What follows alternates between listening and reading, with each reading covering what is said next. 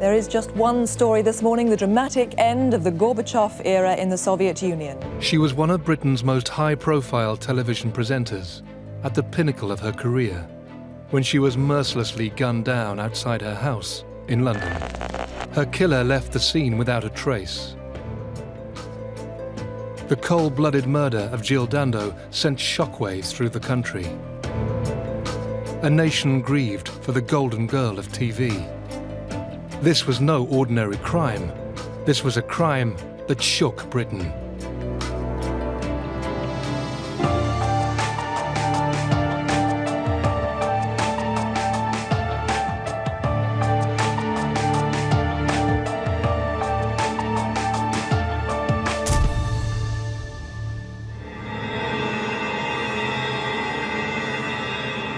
On the 26th of April 1999, BBC television presenter Jill Dando was shot by a single bullet to her head on the doorstep of her home in southwest London. The hunt for the murderer and his motive proved to be one of the largest, most difficult and expensive inquiries ever conducted by the Metropolitan Police. 2 years later, during a controversial court case, local resident Barry George was found guilty for the killing. But during a dramatic retrial, he was cleared of Jill Dando's murder.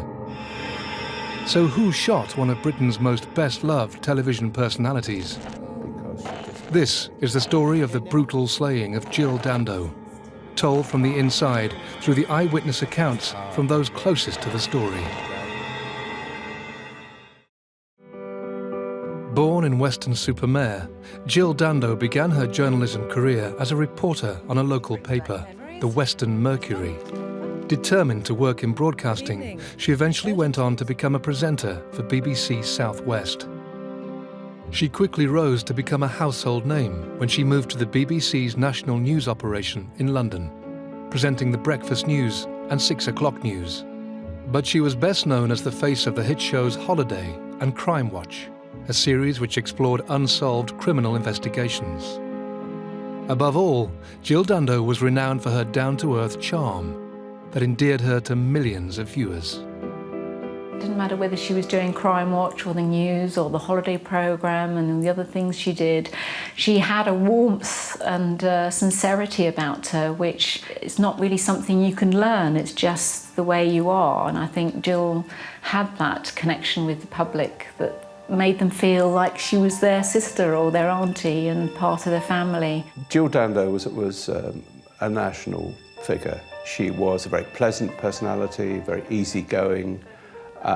Funnily enough, she self-deprecatingly once described herself as Miss Blando because she thought she was too nice to be true, but she was. People liked her. When she moved to Fulham, she lived in the next road to where I live. And we would always bump into each other in the local shops, in the street, and that's how we would chat and catch up. She was great fun, had a fabulous sense of humour, but very serious and professional when she needed to be, and she was just a great person to be around. Throughout certainly my years on Crime Watch, it was always a very close-knit team, and Jill fitted into that perfectly. It was another young woman who was going to be the face of Britain at the millennium. So she was the embodiment, in a sense, of the BBC. As well as enjoying a successful TV career, Jill had recently announced her engagement to gynecologist Dr. Alan Farthing. She was getting married, she was talking about Alan and the wedding and getting excited about organising everything, and she had so much to look forward to, so much fun, happiness in her life. I remember bumping into her when she came back from Sydney, when she'd been on holiday, and she was totally in love. They had met on a blind date and were due to be married in September 1999. Jill talked eagerly about her desire to become a mother. She was happier than she had ever been.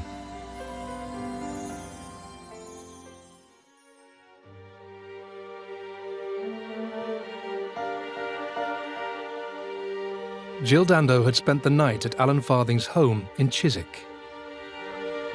late this evening? Jill left her fiancé's house in Chiswick. I think it was about 7 or 8 in the morning. The plan was that she would go from the house to, I think she had a fashion shoot at lunchtime, a job she was doing, and then in the afternoon she was planning to go to a fitting for her wedding dress.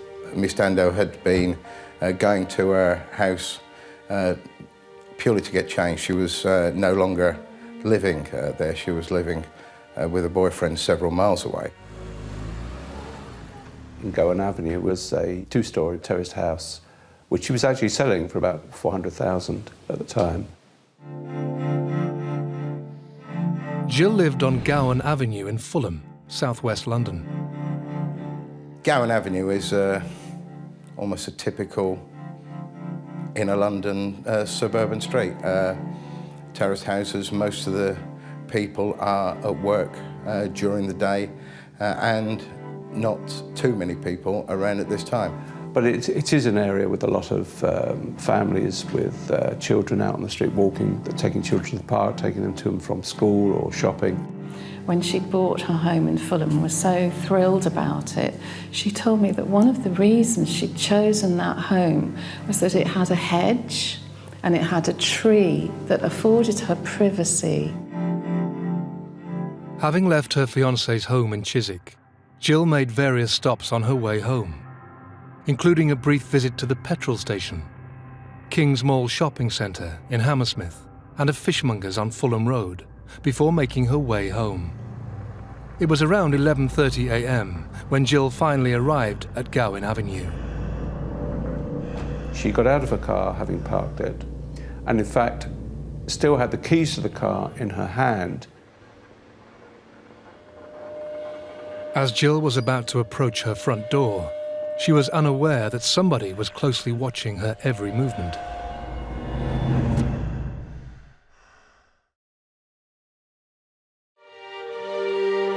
The BBC's golden girl Jill Dando was the TV star everybody loved. She was full of excitement at her future plans to marry fiancé Dr. Alan Farthing and start a family. But these plans would never bear fruit.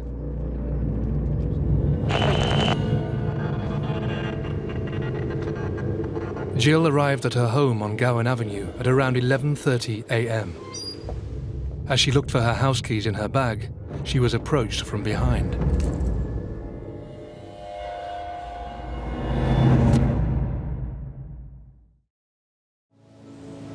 That morning I was working from home. I was going to go to the Munster Road to get some photocopies done. I walked up and suddenly realised that her car was parked. As I approached her home, I deliberately looked at her front door.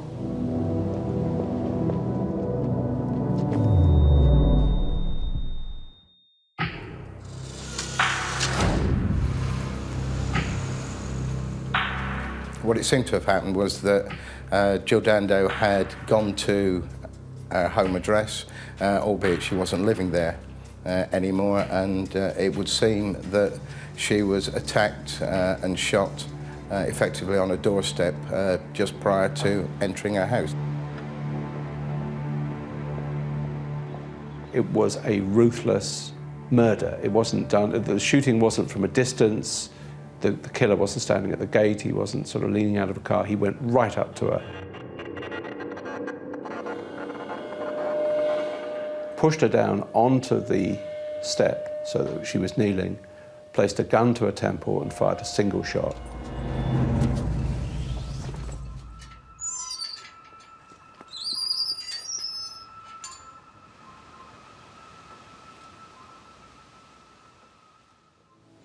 There was no time to prepare. From one step to the next, everything changed. Because I was witness to an incredibly violent scene. At first it was difficult in the first few seconds to realise it was actually Jill, and she was actually in that position on her doorstep, leaning against her front door. She had changed colour. There was a lot of blood loss, and instinctively it was clear to me that she was dead. The gate was firmly closed, and Helen knew it was important not to disturb the crime scene. I looked around, there was nobody else in the street, and I quickly got my mobile phone to call the emergency services. When I was talking to the emergency services, I said that I thought that she had been stabbed because of the blood loss. It didn't occur to me at that point that it would have been a gun crime. And I added in the conversation, confidentially, it's Jill Dando. Shocked and distressed, Helen didn't want to be alone. I remember that I'd seen a neighbour who lives near me. So I ran down the road and knocked on the person's door. My neighbour came to the scene. She took one look and said, "She looks as if she's dead," and ran off further up the road to a doctor's surgery. So I was left on my own again at the scene looking at Jill, who was lifeless on her own doorstep. The police were first to arrive. They just went through the gate and started dealing with Jill. There were mixed reports coming in. There was so much confusion, I think, by everybody because of the nature of the incident and, in reality, the nature of who she was. They pretty quickly bundled me and the other two, the doctor's receptionist and my neighbour, into Jill's neighbour's home. Soon after, the paramedics arrived, and then the air ambulance. Jill Dando was taken to Charing Cross Hospital. She was certified dead at 1:03 p.m.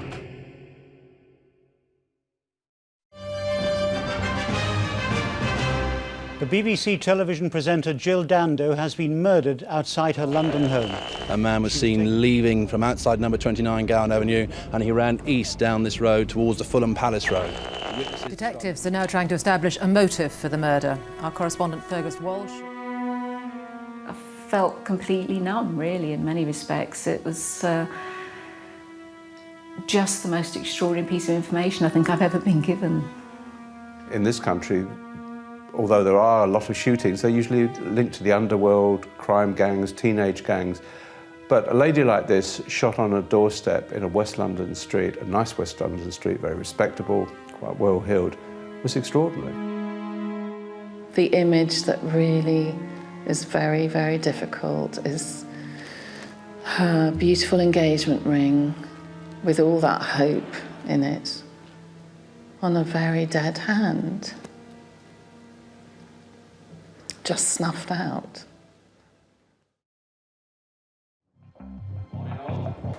Scotland Yard launched into action with Operation Oxborough, the largest criminal investigation since the Yorkshire Ripper. Regardless of who the victim is, there needs to be a methodical approach to the inquiry. It was just because of the victim, in this case, being such a high-profile celebrity, that everything was increased. For the first few days, almost whole editions of newspapers were filled with this story and nothing else.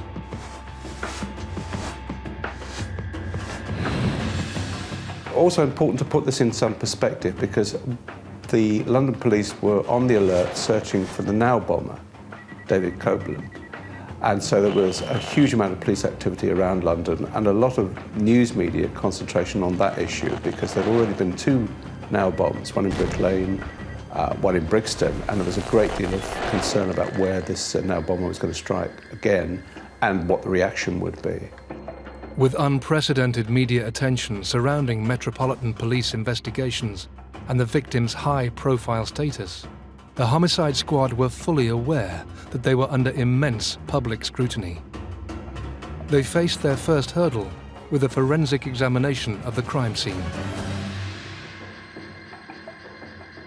Yeah, one of the main problems that the police had was that it had been quite severely compromised by the medical services that had been there, by them removing her body once it was clear that there was nothing more that could be done, created some problems. Very little was obtained from that scene. What they had done, I can't criticise that, because I assumed that everything was being done to try and save Miss Dando's life at the time. There was nothing that came out from the scene other than the fact they, of course, had the bullet which had killed Jill Dando, which was quite unusual. It was crimped, it had been pressed in. They used 50 search officers going down the surrounding streets, and they took up the drains, they looked at the sewers, they looked all along the riverbank by the park in case that the government might just have tossed the gun over a hedge or threw it into a drain. We can't be sure, obviously, about the gun that was used because it's never been recovered. But the thinking was that it was in some way a reactivated gun, or one that had in some way been adapted. With a serious lack of forensics from the crime scene, the homicide squad turned their attention to examining the witness statements. There was no eyewitness to the actual offence. Several witnesses gave information about a man who was present at the scene before and immediately after, and one of the main focuses of the inquiry was to identify this person. Richard, her neighbour, said that he had heard her set her car alarm and that he had heard a scream, looked out of the window, and he'd seen somebody go past further down Gowan Avenue. He walked very calmly away from the scene, and when I actually saw him, I thought nothing of it. I thought, in fact, it could have been a friend of Jill's when I heard the screaming. That's why I particularly at that moment didn't do anything that now I wish I could have done. One of the problems that the team was faced with was the unprecedented amount of information that was being received within the incident room. During the course of the inquiry, over 2,000 people were named as being responsible or in some way involved in Miss Dando's murder. Without a clear witness or without a clear motive and reason, stranger murders are by definition the most difficult to investigate. In a sad twist of fate, Scotland Yard turned to the programme Jill Dando presented before her death, Crime Watch, to help find her killer. You never imagine in your wildest dreams the idea that you would ever have, or we would ever have had to make an appeal about somebody we knew so well. Hello. Hiya. Choose one padlock. There was a pressure on us to think that we could do something to help, to use the programme and to use our experience to try and help in some way. And I think everyone was actually really relieved that they could feel they could do something. The appeal itself to find information regarding Jill's killer produced a lot of phone calls. Several witnesses saw a man in the area earlier in the morning. And then there are various sightings of a man in a sort of waxed jacket. We have somebody who saw what they described as a sweating man at a bus stop. We have another sweating man seen in Fulham Palace Park, or Fulham Park, which is opposite, quite close to Gowan Avenue, who was talking on a mobile phone. So there are lots of different little sort of sightings, but nobody actually saw the attack. One of the main purposes of the inquiry is to try and separate the potential suspect from other people. And I think as the months went on, it was quite apparent that this was going to be a long investigation.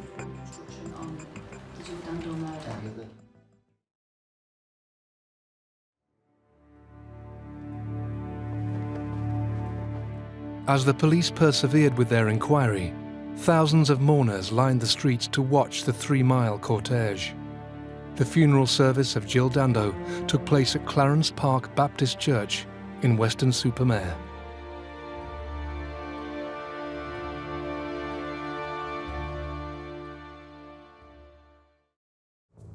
A grieving nation mounted pressure on Operation Oxborough. Would the homicide squad ever find Jill's killer and bring him to justice?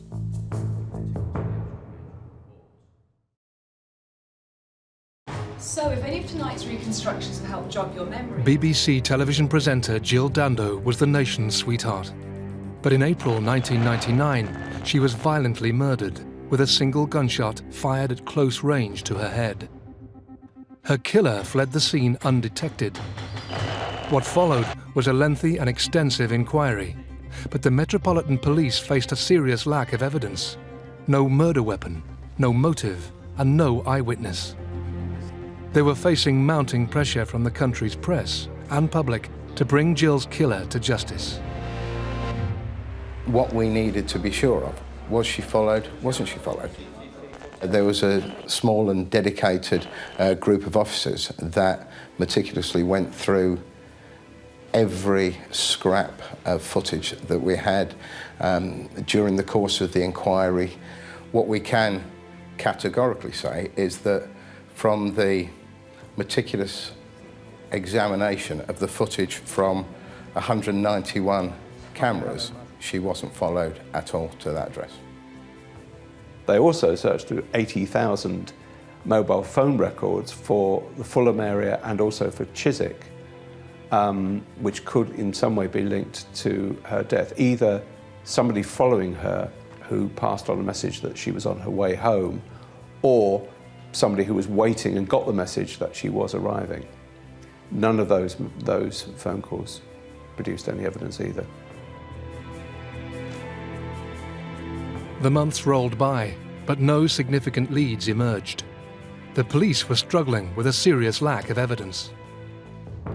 Her filofax had 486 names in it, and they went through every name and address they could find. They looked at her fiance's background and drew a blank on that. We obviously just stayed at my house. I realised that on day one, I was probably on a list of potential suspects being first on the scene. That's a normal thing. The nearest and dearest of a victim are always scrutinised, and I knew that I would be too. Because of the nature of who Miss Dando was and her work, it was hard to ascertain a definitive motive as to why someone would conceivably want to kill her. Due to constant media attention, there was immense pressure to make an arrest, but they were fast exhausting all their leads. By now, Operation Oxborough decided to change tack. They were beginning to consider the possibility that Jill Dando's killer was a stalker with obsessive tendencies. Like a lot of celebrities, she'd attracted a lot of unhealthy interest. They found, for example, that one man had tried to acquire her BT account and run it unknown to her, but which would allow him to look at her phone calls or phone numbers. They found that somebody else had 150 pictures on his, of her collected on his computer. Another man had attempted to take over her utility bills, electricity, gas, water. Extraordinary behaviour by some of these people. But the police looked at about 4,000 people, I think it was, of whom about 150 seemed to have what they would describe as an unhealthy interest in her. But at the end of the day, none of these had showed any evidence of taking their interest further than a fantasy or a fixation. As the investigation reached its first anniversary, detectives decided to re-examine the early information they received soon after the shooting to see if there was anything they missed. Amongst other names, a man who lived half a mile from Jill's house was brought to their attention. Barry Michael George. George had a conviction for a sex attack in the 1980s. He also discovered that there was a reference on his file to the fact he'd been arrested in the grounds of one of the royal palaces with a length of rope around his shoulder and a knife. And the palace concern was the one where the Prince of Wales and Princess Diana were then living. And they found that he'd been stopped by police in the 1990s for following women. Nobody at Fulham Police Station actually knew anything about him, interestingly. Barry George turned out to be a very long way down the suspect list. He was described as a loner. And he was almost a usual, one of the usual suspects, because the police hadn't found anybody and they came back to him. Barry George had been reported to the police in the early days following Jill's murder. A detective constable called John Gallagher discovered a message about a man called Busara, which had come in from Hafad, which was a local drop-in centre for disabled people, very close to the scene of the shooting, in which they said that this man Busara had seemed very agitated and they were concerned about him. The policeman did some checking and found that Busara cross-referred to Barry George. Barry George often claimed he was the cousin of British musician Freddie Mercury, using the alias Barry Bulsara. To some extent, he was living in a fantasy world, especially in relation to Queen and music and all the rest of it. But this is it. It was an overtly fantastical world where, he wasn't hiding away. He also took the name Paul Gadd, which was Gary Glitter's real name. He also used the name Steve Powers, who was an SAS soldier who took part in the Iranian Embassy siege. And he also used the name Lee Majors, who was a stuntman and Hollywood star at one stage. And he was actually convicted for several offences under some of these aliases, bizarrely. But it's just an example of the sort of fantasy life he led. And for the police at the time that they were looking at him as a strong suspect, that all added to the mix. I think most people who lived in Fulham were aware of Barry George wandering around the streets. He's quite distinctive. He was somebody who probably needed a little bit more help than he had in the community. But further investigations into police records during the early days of their inquiry revealed more.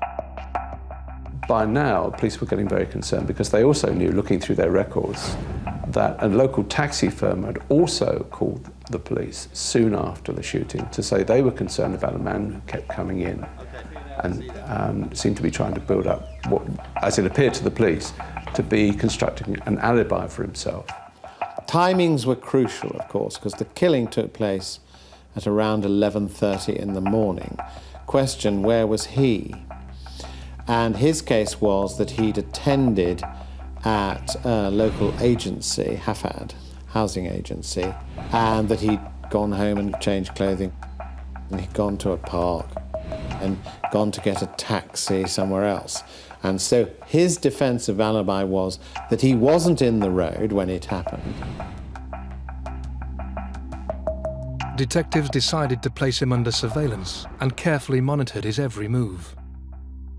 We had access to a whole load of black and white photographs taken of him in the street.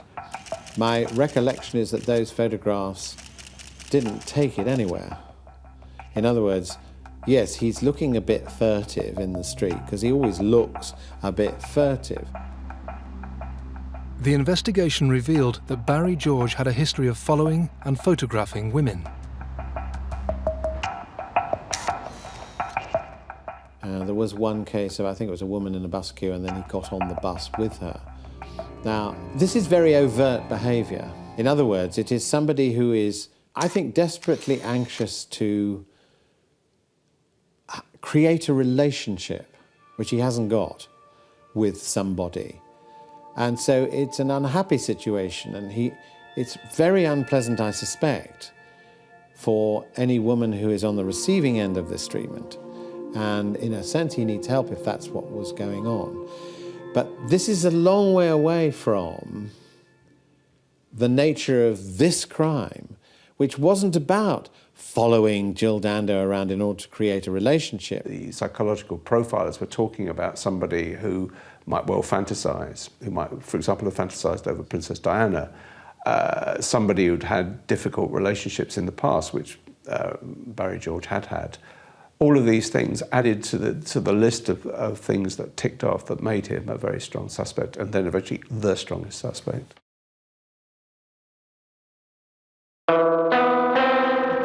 Over a year after Jill's murder, and based on their findings, Met Police were confident there was sufficient evidence to arrest Barry George. 4 unarmed officers, or that is what Scotland Yard still maintains, arrested him, and they began a search of his home. And that is when things became interesting. Okay, start the search. I mean, Barry George's flat was absolutely stacked to the ceiling with old newspapers. You could barely get in it. So he, again, might be regarded as an oddball for keeping all these newspaper cuttings and so on. But, so, yes, there was a sort of obsessive side to this man because he collected things, but I know there's people who collect things. Maybe not to that extent. Obsessive of Jill Dando? Absolutely not. You know, you would think that if he was obsessed with Jill Dando, he would have accumulated quite a library, because she was in the newspapers very regularly. None of it was cut out, none of it was highlighted. There were no notes anywhere suggesting he was wanting to find out where Jill Dando was at any one time. Detectives removed various items. They took a coat that he'd worn and sent it for examination. They developed about 100 reels of film which he had, which showed that he'd been stalking around about, I think it's 480 women. Police investigation also revealed that he had an interest in firearms. Barry George was interviewed at Hammersmith Police Station in London. This is a man who originally had told the police that he had nothing to do with guns and hadn't had anything to do with guns for quite a long time. But police found that, for example, he tried to join the parachute regiment, the TA section of it. He tried to join the regular army. He belonged for a short time to a gun club in Kensington. He'd had a number of starter pistols. A former neighbour of his had seen him with a weapon. After he was arrested, it was plain he did have an interest in firearms. I mean, he didn't have the weapon that is said to have been used here, but he did have an interest in weapons, but that doesn't mean that he's the murderer. He said he had nothing to do with Jill Dando. He didn't know Jill Dando lived in the area. He'd never met her, never seen her, and denied any link at all to the murder. Barry George was asked to take part in an ID parade. He refused to go on an ID parade, and so the ID parades were done on a laptop with potential witnesses being shown a series of images of possible suspects plus innocent people, and picking them out from a laptop display. There was a neighbour living right next door to Jill Dando who was looking out on the road, and a man living opposite. They both saw somebody departing from the gate area where this had happened. And they both went to identification parades, and neither of them picked out Barry George. In fact, either one or both picked out someone else. Whilst Barry George was being held in custody, forensics made an interesting discovery. Everything gelled for the police when they were told by the forensic science experts that they had found a very, very tiny trace of firearms discharge in the pocket of the coat that had been taken away. It was said to measure around about 1/1000th of an inch. It was tiny. But the interesting thing about it was that the chemical composition, according to the scientists, was exactly the same as the bullet which had killed Jill Dando. They also found a single fibre at the crime scene that matched the material of a pair of trousers owned by prime suspect Barry George.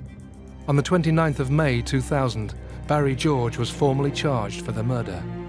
Were Metropolitan Police finally going to get justice for Jill?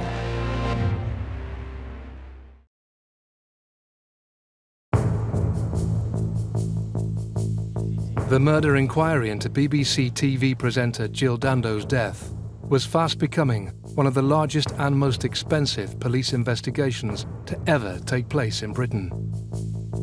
Operation Oxborough traced, interviewed and eliminated thousands of suspects in the months following Jill's death. A year later, local resident Barry George emerged as a prime suspect. Following closer inspection into his criminal history and police surveillance, they arrested him. It was during a raid on his flat that some of his personal possessions were removed and examined. When forensics revealed a small amount of gunpowder trace in his coat pocket and a thread from his trousers linking him to the crime scene, the homicide squad formally charged Barry George with the murder of Jill Dando. Barry George's arrest had incited quite a lot of actually adverse publicity, which I think was very, very unfortunate. The public were sympathetic to a very famous, very intelligent, very beautiful woman who'd been killed at her front doorstep. And so there's an outpouring of grief, and therefore anyone who's arrested for that immediately has a problem. Almost 1 year after his arrest, the trial for the murder of Jill Dando finally took place at the Old Bailey. It was a trial that would captivate the nation and prove to be one of the most controversial cases in British criminal history. Barry George pleaded not guilty. A trial at the Old Bailey for anyone is a pressured event, especially if it's in one of the old courts, which it was, because they've held many famous trials. Certainly most of the UK press and media were there on a daily basis. So the court was full of people interested in the result. It's a very dramatic trial. He sat throughout it in the dock with a psychiatrist because he was concerned about his ability to follow the case. He suffered from very, very serious epilepsy, difficulties about concentration and so on. So this made communication a very sensitive area. During the trial, the prosecution presented George as a lone gunman with stalker tendencies. But his defense counsel painted a different picture. Was it an assassination? We tried to present Barry George, obviously as the person that he was, just very vulnerable person, living in the locality, relatively well known in the locality, who had an alibi, which he'd obviously produced to the jury, and basically as somebody who, in a sense, wasn't capable of carrying out this murder. The case against Barry George centred on forensic findings. The gun residue was clearly the key issue because it linked, according to the prosecution, it directly linked Barry George to a gun, to the murder. As far as we were concerned, our experts said that one particle doesn't add up to even a row of beans. It means nothing forensically. We also examined very, very carefully the possibility of contamination at the laboratory, because one particle can be airborne, one particle can go from one surface to another surface, to a hand, to somewhere else. And we examined very carefully whether, in fact, at any time, the particle hadn't been in the pocket but had got into the pocket through a process of contamination. You have to remember, no firearms residue was found in his flat or found in anything else to do with him. So if he's supposed to be adapting weapons or playing around with weapons, where was he doing it? He certainly wasn't doing it in his flat. He didn't own lots of flats all over London. One had to examine the possibility that it had got there through an accident of continuity. In other words, it was contamination. The prosecution relied heavily on the identification evidence. They relied on a fibre which they found, which they said linked Barry George's trouser to Jill Dando, that the fibre had come off the trousers and onto her clothing. The case hung on the slenderest thread, that was the sort of comparison, and the slenderest thread was this one particle. Because the identification evidence of him being in the street 2 hours before, in my view, was weak. You know, an identification is reputedly very risky. So what else is there? So the fibres in the case were going nowhere. George's defence team were putting forward a strong case. This case depended largely on circumstantial evidence. And plainly, from a prosecution point of view, forensic scientific evidence can be rather more compelling than any other. It was circumstantial, and they admitted it was circumstantial, but the judge and the prosecution both said that it was possible to convict on the basis of circumstantial evidence without, for example, a confession, without an eyewitness who had actually seen a gun used, without the gun itself, without a motive. The jury retired to deliberate. 5 days later, they had finally reached a verdict. Foreman of the jury, have you reached a verdict? We have, my lord. A jury of 6 women and 5 men found Barry George guilty of murder. He was sentenced to life in prison. It was a shock. Obviously for Barry George, but a shock for all of the defence team, and I dare say others in court who had believed, as I had, that this wasn't going to lead to a conviction. For the majority, it was a simple case of a mentally ill man, or a man who was clearly not in his right senses, infatuated, fantasised, had approached Jill Dando. She had rebuffed him. He had killed her. That's the way it came across in a lot of newspapers and the media generally. I was very upset, I was very angry, the fact that he'd been convicted. I had plenty of time to think back over the trial and say, well, what's gone wrong here? How did this jury come to that conclusion? I think it's probably a combination of somebody who kind of looked odd in the dock, somebody who looked odd, which fitted the publicity that had gone before.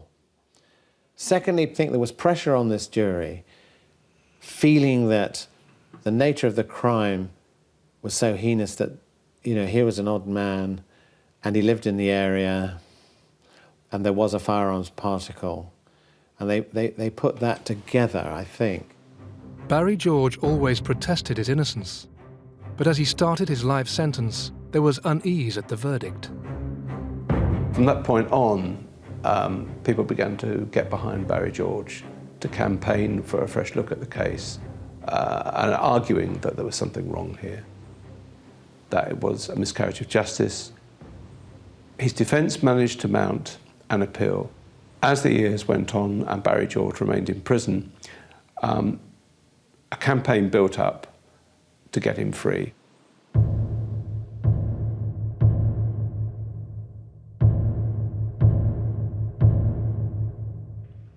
After an appeal and 8 years in jail, vital new forensic research cast doubt over the significance of the gunpowder traces. The Court of Appeal had argued that if the evidence in the pocket had been found a day or so after the murder, then it was key evidence. There was a link. But because there had been such a long period of time, it was no longer safe to assume it was linked to the murder. There were also points made about the fibre which was found on Jill Dando. The clothing she'd been wearing had been left at the scene for quite a long time after the shooting. So it's perfectly possible for that fibre, which is fairly common, to have come from another source and not from Barry George's trousers. The forensic evidence was deemed unsafe. The Court of Appeal set a date for the retrial. The prosecution maintained that he was an obsessionist with a fantasy about guns and a grudge against the BBC. The defence simply said, what we have here is the police have arrested the local nutter. And that was the phrase used by William Clegg QC, who now appeared for Barry George. And the jury accepted that there wasn't sufficient evidence. After 8 years in prison, Barry George was finally cleared of the murder of Jill Dando. Because I'm a firm believer that the truth will out in the end and justice will be done, but some people have to wait far longer than he did. And to give him his due, his persistence, his self-belief, that got him acquitted. So who did kill Jill Dando?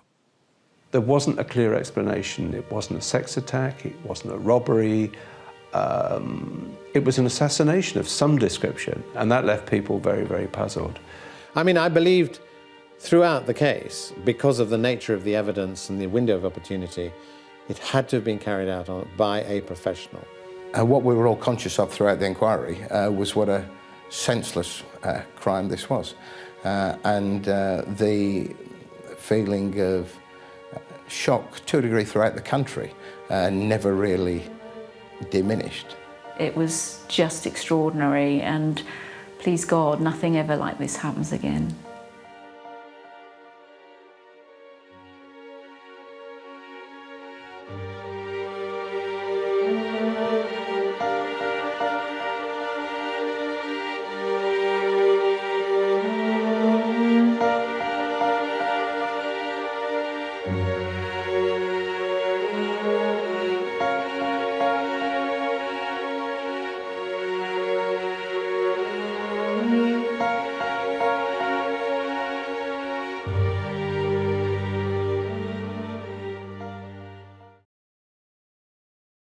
On the morning of March the 13th, 1996, the city of Dunblane in Scotland was changed forever. A middle-aged loner fixated on youngsters, guns and his own grievances killed 16 children and their teacher. And then committed suicide. Well, that will go down in history as one of the worst massacres ever. Nobody had planned for anything like this in Dunblane. There's just so many people crying and panicked. 16 children and their teacher were brutally shot and murdered at Dunblane Primary School before the perpetrator turned the gun on himself. The lasting image for me would be being in among the crowd of frantic parents. Life changed completely and forever for these people, and I was a part of that, and it's something you never forget. A senseless crime so devastating it sent shockwaves across the world as people reeled with the loss and called for urgent changes in gun laws, making this a crime that shook Britain. I can't get the images out of my head yet, and I think that will take some time. It was an appalling mess.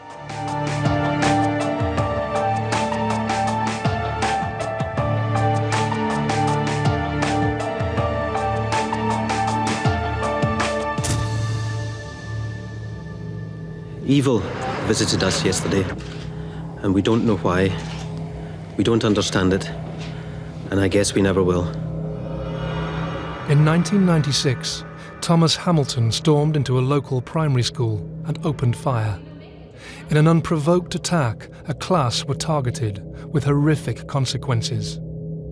In this programme, we tell the inside story through the eyes of the parents and professionals at the centre of the tragedy. Watch where you're going.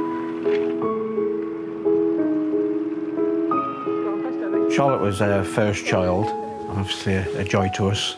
We'd been married 5 years before we decided to have a family, so she was a little girl. Sophie was, I'm sure, a very typical 5-year-old girl, full of life, bubbly. I found her a joy to be with. We could have intelligent conversations together. She grew up. As the years went on, she was a tomboy. She liked climbing the trees and rolling in the garden. She was, the life and soul of the house, and she had a brother all of a sudden to start beating up as well. And she was bright, and she was intelligent and a good person. We had a very intimate family life. Sophie's mum had died 2.5 years beforehand, so we spent a lot of time in each other's company. We had our own sort of routine way of doing things. Sophie became a companion as well as a daughter because we did go to so many places together. She was with me much of the time. Morning, Dad. Morning. What would you like for breakfast this morning? We had breakfast together. Sophie had Cocoa Pops. And what have you got at school today? On the morning of the 13th of March, Mick and his daughter Sophie got ready for the day ahead. Come on, let's get this jumper on. Here we go. Ready? We got up somewhere between 7 and 7:30. I made sure that Sophie got dressed. Good girl. Across town, Martin Dunn and his family were starting their day. We were planning to move away from Scotland because of job movements. So although we'd only been here a very short time, we were going to be moving south within the month. Have you got your keys? So at that time, I was not so rushed to go in and out of work. It was a normal morning. It was breakfast time. Charlotte loved going to school, so there was not a problem of saying, come on, get ready. She was up and ready. She was bubbly. She loved a breakfast, so we all had breakfast. Charlotte Dunn and Sophie North both attended Dunblane Primary School. They had started in the lower class 7 months earlier. She packed her belongings all in a bag. She just went to school with a smile, as she did every day, really. See you tonight then, honey. Take care, honey. Bye. I took Sophie to Kids Club, where she went before and after school. Sophie would be at Kids Club for half an hour, 3/4 of an hour before school started, and would go over to her classroom at around 9 o'clock. In fact, I was never quite sure of the timings of things to do with the school. My duties were to drop her off at Kids Club and pick her up from Kids Club. So the bit in between was a bit of a mystery sometimes. I actually took Charlotte to school on that morning, so dropped her off at school, stood with her until the bell rang, playing with her friends and introducing me to some of the other children who I'd probably not seen before. So that was quite different for me, because I hadn't done that normally. This is my dad. We looked at where we wanted to live when we took the decision to move to Scotland.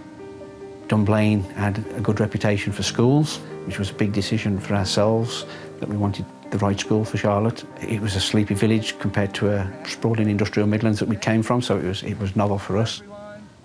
With Sophie and Charlotte at school, Mick and Martin went to work. I drove from Dunblane after I'd dropped Sophie off to go to Stirling University, where I worked, and spent a couple of hours doing the usual things I would do at work, mostly based in my office. I was working in Stirling at the time, so it was just a normal day in the office. Approximately 10 o'clock, we had a phone call from one of our sites, some guys saying, have you heard the news? After I'd been at work for 2 hours, a colleague came to my office door and asked if I'd heard anything about a shooting at Dunblane High School. What's happened? He then corrected himself and said primary school. He'd had a phone call from one of our students. He'd heard on the radio about a shooting.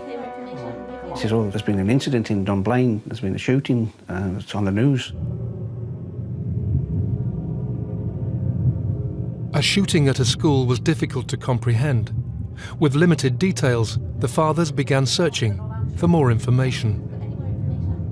Unfortunately, I was the first one to take this message, so having finished the phone call with Mike, I put the phone down and went and got the other parents and said, look, I've been told there's something happening in Dunblane. We need to find out. Hello, is that Dunblane School? One of the guys picked up the phone, rang the school, managed to get through, and we were just told that, yes, there'd been an incident. Could you please come to the school and fetch your children? I tried calling Dunblane Police Office, couldn't get any answer. So there was no information apart from these rumours. We don't know if Sophie's involved. I remember just a typical news day with the TV's on, and then telephones started to ring and people were saying something's happened at Dunblane, there's been a shooting at a primary. Nobody was really sure of what was going on. Anna?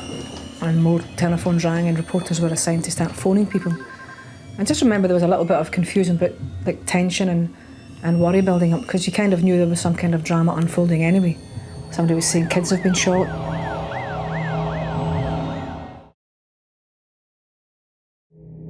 The residents of Dunblane have been stunned by horrific news. Initial reports claim of a shooting in the local primary school, but information was limited.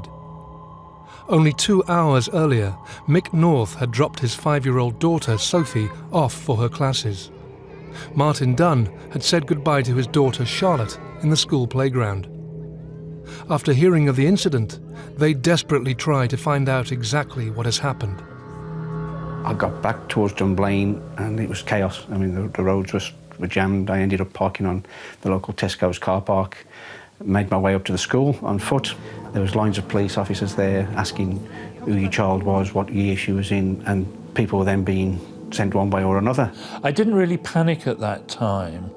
I was obviously worried and concerned, but no one had any information. And I waited until somebody else came along and asked if I would like to have a lift back to Dunblane. And I said, yes, I probably should go. So if there's trouble, we're going up there, come on. Immediately we were dispatched a team of reporters, and we had the features editor of the record, Alan Rennie.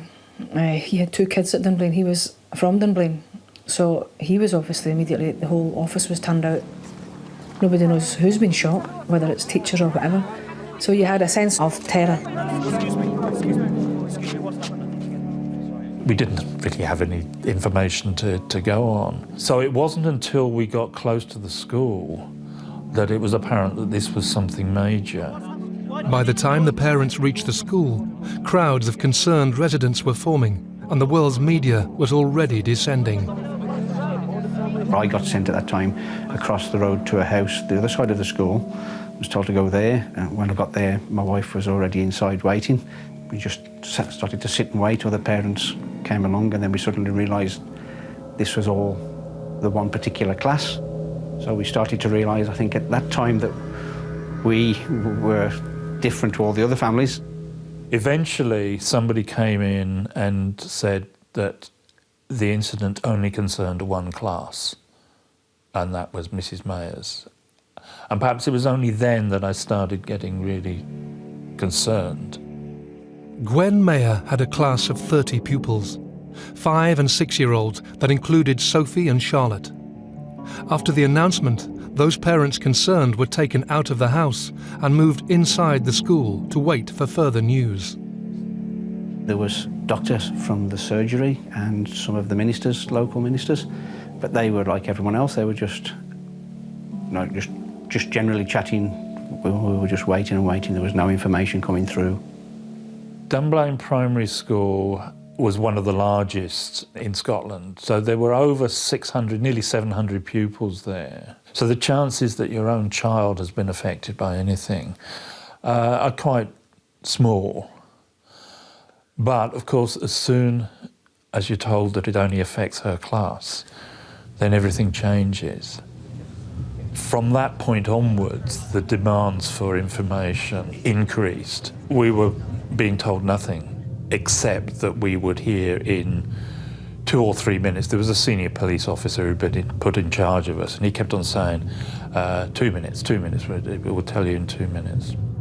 16 sets of parents had been ushered into a room by police, but had no information about the welfare of their children. Helplessly, they had to sit and wait for news. And then all of a sudden, some people came into the room, read out a list of names and asked those people to move on. And obviously at that time, we didn't know, are those the people that have got bad news or is it good news? As officers tried to deal with the scale of the incident, outside, police called for backup from other forces, as more crowds gathered, waiting for answers. I remember standing looking back and people just rushing straight up, and terror, just terror. Everybody sensed it. There was a big emergency operation ongoing. It was terrifying. I just stood at the side entrance to the school. You could smell the fear and you could feel the fear. Here in Dunblane, a scene of hell and damnation is how the teacher described. Police continued to allow parents some access to the building in order to collect those children not affected. Meanwhile, just yards away in the staff room, officers were giving little away. As parents, you always need to know where your child is. And here we were, not being told anything. We had taken our children to school that morning. We had left them in the care of the school, yet we didn't know where they were. We weren't being told where they were. We weren't being told what had happened to them. I had a friend with me who I'd met up with. She'd been Sophie's nursery teacher, and she very kindly said she'd stay with me until I had some news. And obviously everything was going through our heads. Is she alive? If she's alive, is she injured? Is she waiting desperately to meet up with me? Or is she dead? They were all thoughts, they were all possibilities. As parents waited for news, Anna and her colleague tried to gather more information. It was an eerie atmosphere, just like numb and people coming out, kids coming out crying. There was obviously some parents there coming to get their kids out. Because I was with Alan and because he had children at the school, he was able to go through the police lines and I went with him right into the school. I will remember for the rest of my life being struck by the cloakroom. There were all these wee pegs, which are only the height of 5 and 6-year-olds. But in this cloakroom was all these wee coats hanging.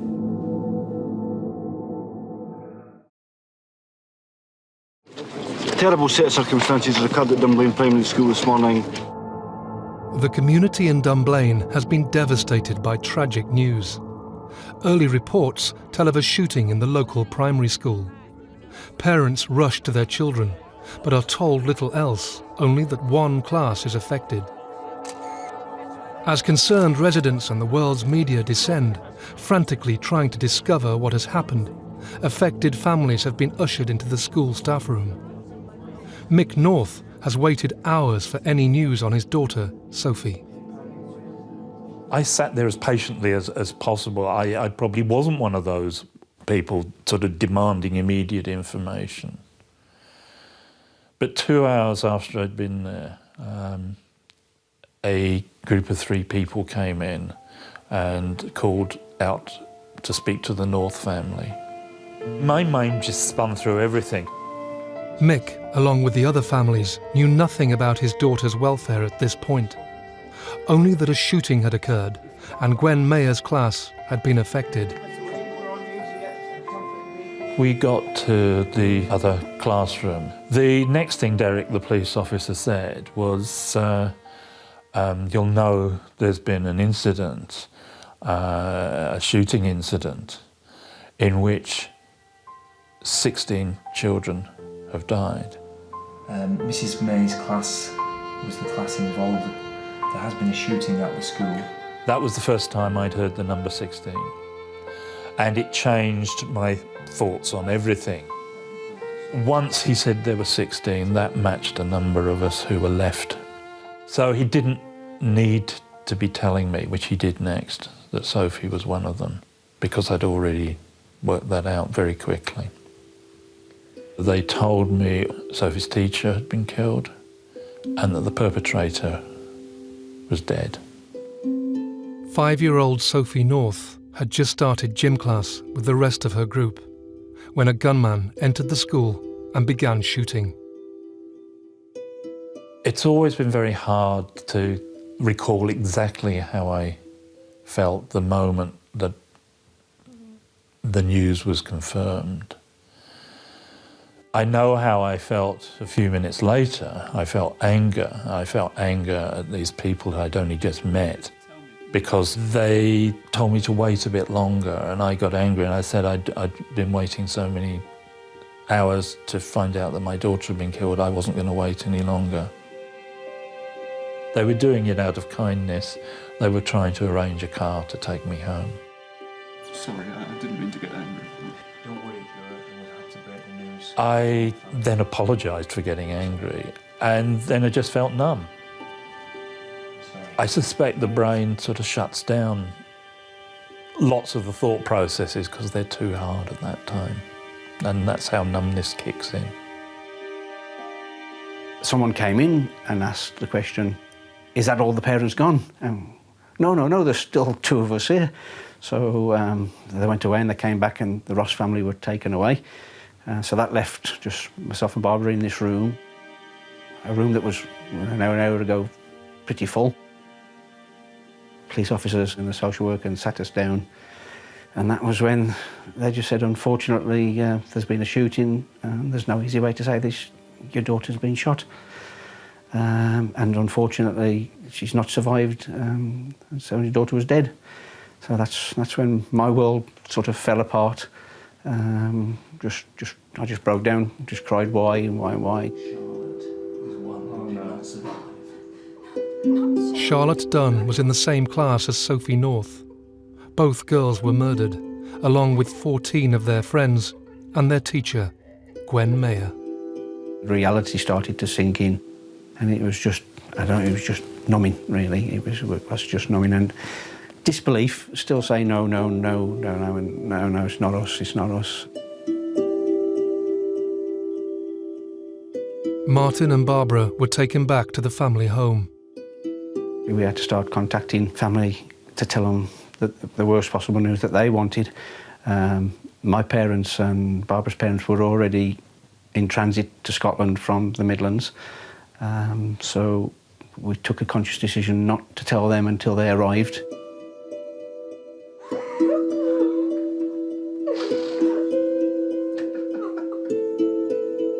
I got back to a house that was obviously empty, but seemed even more empty than it should have been. The answer machine was full of messages, and playing them through, you could hear the same people phoning a number of times, getting increasingly worried. Hi Mick, it's Dave. Can you call me back? Hi Mick, it's Dave again. Can you give me a call back as soon as you get this message? I shut myself away for the first week or so after Sophie's death. Surprisingly, for someone who reads newspapers quite avidly, watches TV news quite a lot, I just didn't want to know what was being reported. Here in Dunblane, a scene of hell and damnation is how... As the families tried desperately to absorb what had happened to them, details of the massacre began to unfold. Was it in one classroom, sir? It was in the gymnasium. A crazed gunman had committed the most horrific crime against 16 innocent children. He was identified by police as 43-year-old unemployed former shopkeeper and scout leader, Thomas Hamilton. Just a few hours earlier, he had travelled 7 miles from his house in nearby Stirling to the primary school with a premeditated plan. He'd hired a rental van the day before, and he drove it to Dunblane and was seen parking the vehicle in the school car park at about 9:30. He then cut telephone wires. It's assumed that he thought he was cutting the wires to the school. In fact, he cut them to local houses, so the school's telephone actually still worked. He then went into the school. No one is exactly sure how he got in. Dunblane Primary School, a rambling building, lots of different entrances, but he wasn't seen going in. The children had gone to the classroom first, and because they were doing gym immediately after assembly, they changed into their gym kit. 2 of Gwen Mayer's pupils were absent that day, so 28 boys and girls eagerly changed for their gym class and then went to assembly. So they were in the assembly ended. They went into the gym, which is the room next door. He went to the assembly hall. It's also assumed that he thought that the assembly would be taking place then. He'd asked a boy the week before what time the assembly took place, and the boy misinformed him and told him it was 9:30.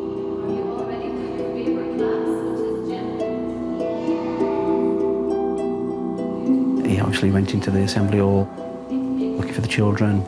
They were not there, but he had noise in the hall, so he'd moved to the hall. 250 of the school's pupils had attended assembly that morning. Once Hamilton realised he'd missed his intended target, he fired a bullet into the stage and one into the girls' toilets nearby. No one will know whether that was a deliberate move to go to the gym or whether it was because it just happened to be the nearest room. He then walked in. He was pointing the gun. He shot at the adults, and then he shot at the children. Gwen Mayer, Eileen Harold and Mary Blake were just about to start their gym class with the pupils. Hamilton opened fire as soon as he entered the hall. They had no time to react. There were 3 teachers in the gym that morning. Gwen Mayo was shot and killed immediately.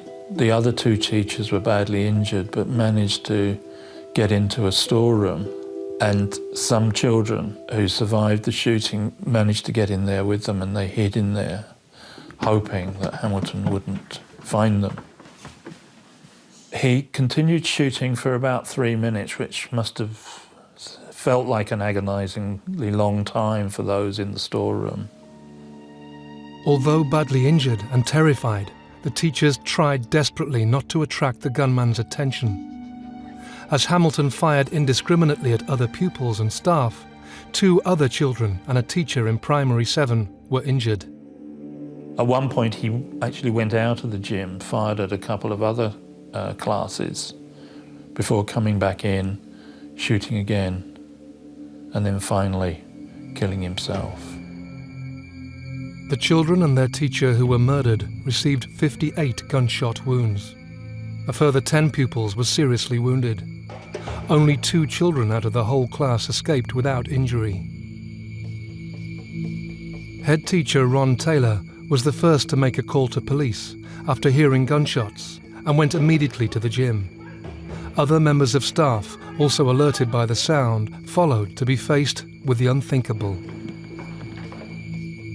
Those in the storeroom, fearing for their lives, were eventually rescued by the staff and an off-duty police officer who was dropping his children at the school. The outpouring of grief over the next few days was unprecedented, as news of the mass murder rippled across the globe. Dunblane had become the centrepiece of the world. Donations and cards started to flow in. Goodwill from all around the world was sent. The press intrusion at the time didn't really affect us because we were being guarded, but you saw people being interviewed in the street. As the once peaceful Scottish town became the focal point of the world, the people of Dunblane demanded answers. What had driven this man to commit this horrific act of violence? And how was it allowed to happen? Within the first evening, people knew that this guy was everybody knew his name, and people knew he was a kind of oddball character.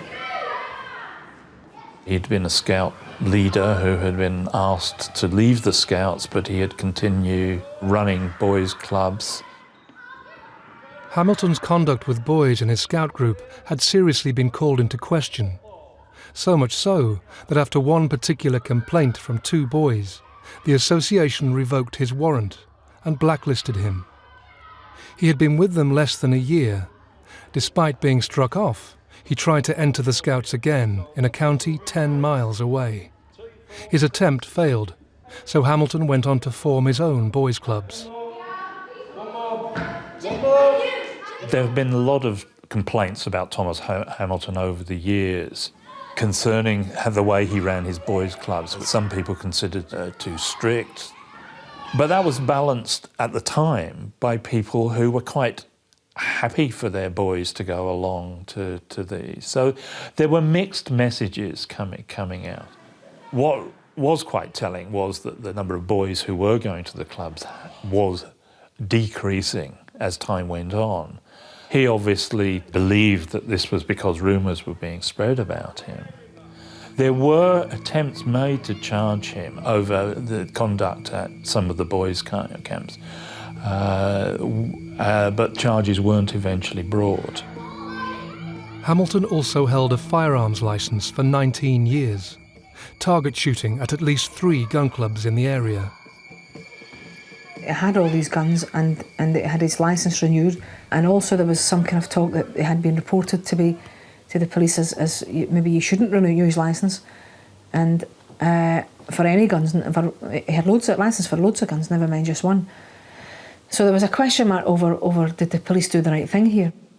Hamilton's firearms licence had to be reviewed every 5 years.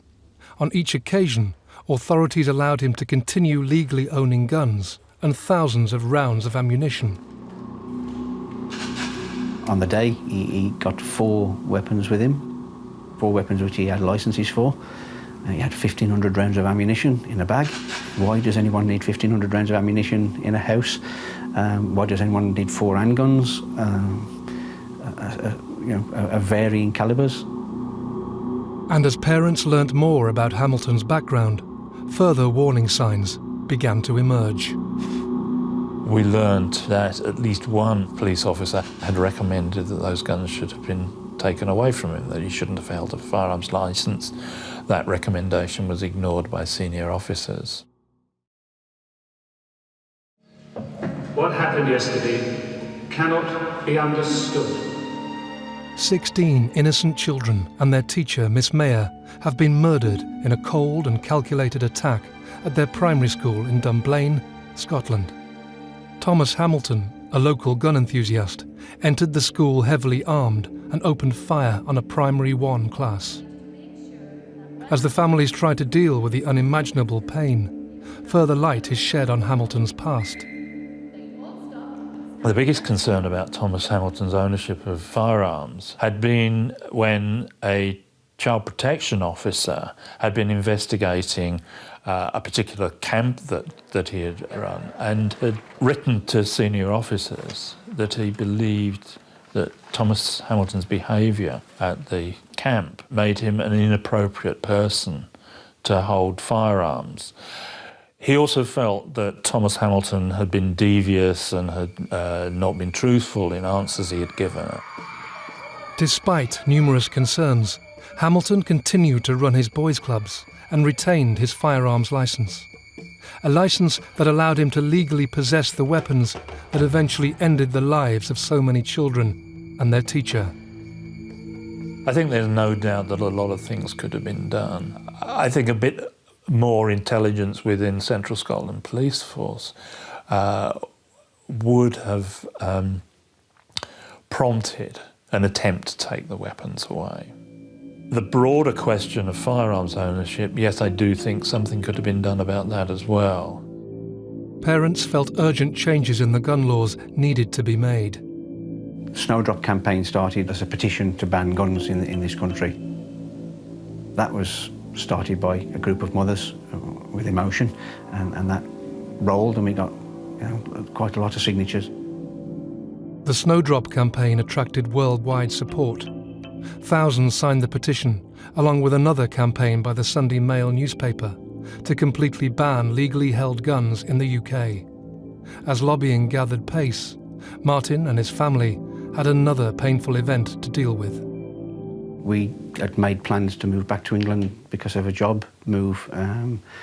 So we'd already purchased a house in England, so we'd got a moving date. We'd got a moving date of the 29th of March. So 13th of March happened. We had a funeral to arrange. We then had a room that we'd just shut away immediately. Charlotte's bedroom had been closed up. Only myself and Barbara had been in that room since the day. And as the moving date came closer, we were forced really to go into that room and to put everything in boxes. There was tears shed, obviously, memories. You see little girls' clothes and their toys. It was all in the room, and it was a difficult time, yeah. Just 2 weeks after Charlotte's murder, the Dunns had to pack their daughter's possessions and move from the family home. 2 months on from the tragedy, a public inquiry opened, led by Lord Cullen, to investigate the circumstances surrounding the massacre. The Cullen inquiry really took on board all the events of the day. It looked at legislation, etc. And certain key witnesses were called to give evidence, advice in their specialist fields. From that, Lord Cullen went away and debated what could come out of the inquiry, and there were certain recommendations made in the Cullen inquiry, which was like, a review of handgun legislation and a potential ban on handguns. The inquiry also included shocking details from the crime scene.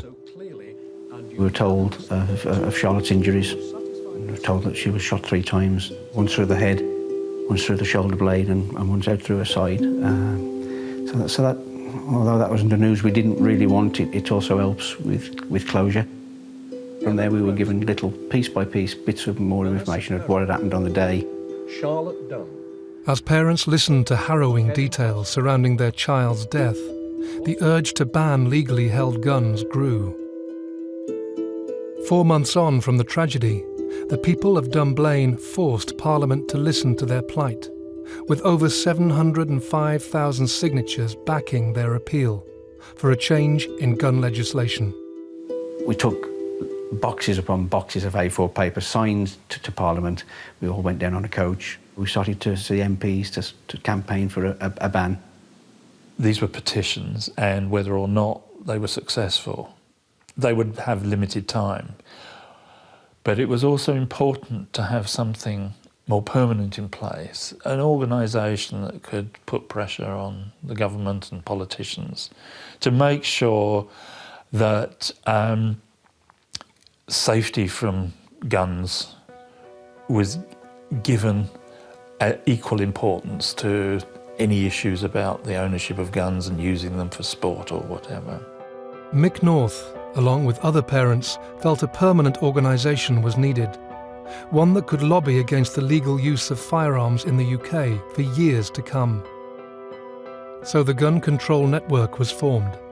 This, along with the Snowdrop campaign, became a formidable force from people demanding change. Thomas Hamilton's guns had been legally owned. His ammunition was legally owned. You couldn't think of a situation where anyone would have that amount of ammunition. We wanted a total ban. We didn't see the need for any guns held in private ownership. The Conservative government at the time made a compromise to look into the possible ban of legally held handguns, a move parents felt was a step in the right direction. I can always remember the meeting with John Major. It was explained then that the best they could hope for in that political climate was a compromise where bans would be on a certain limit, the size of the gun. Ladies and gentlemen. As further pressure was placed on the government to turn this compromise into a reality, Lord Cullen also made 28 strong recommendations following his inquiry into the massacre, some of which focused on vital changes to police procedures. I think a lot of the press called the police into question, and there was a lot of locals. By that time, the people had organised themselves into a group for justice for these kids. So there was a lot of political kind of aggravation going on at that time. And the police they were called to question. We'll never ever know the truth of this. He had an history in the central region of Scotland. Whether anything could have been done about it, I don't know. He had been banned from certain venues. He had been banned from the schools in Dunblane of running clubs, so steps had been taken. He'd been reported to the police. They'd taken no action previously. Looking back, I wished obviously somebody had stepped in a lot earlier and prevented this person from doing what he did on the day. Of the 28 recommendations put forward, the inquiry suggested more communication between police forces and more powers to question those holding a gun licence. One area that was of particular concern to us only in retrospect was the involvement of the police, both in the licensing of Thomas Hamilton's firearms and also in their conduct on the day. I sat through a lot of evidence at the Cullen inquiry. I learnt a lot of things, most of which I don't think I'd have ever wanted to know about firearms legislation. And nothing I heard convinced me that it was safe for most people to have ownership of something as dangerous as handguns. That's not to say that any individual person would not be okay with them. It's just that the risk of having so many of these weapons in the hands of so many people was just not worth it. 14 months after the Dunblane massacre, a change in legislation was finally introduced.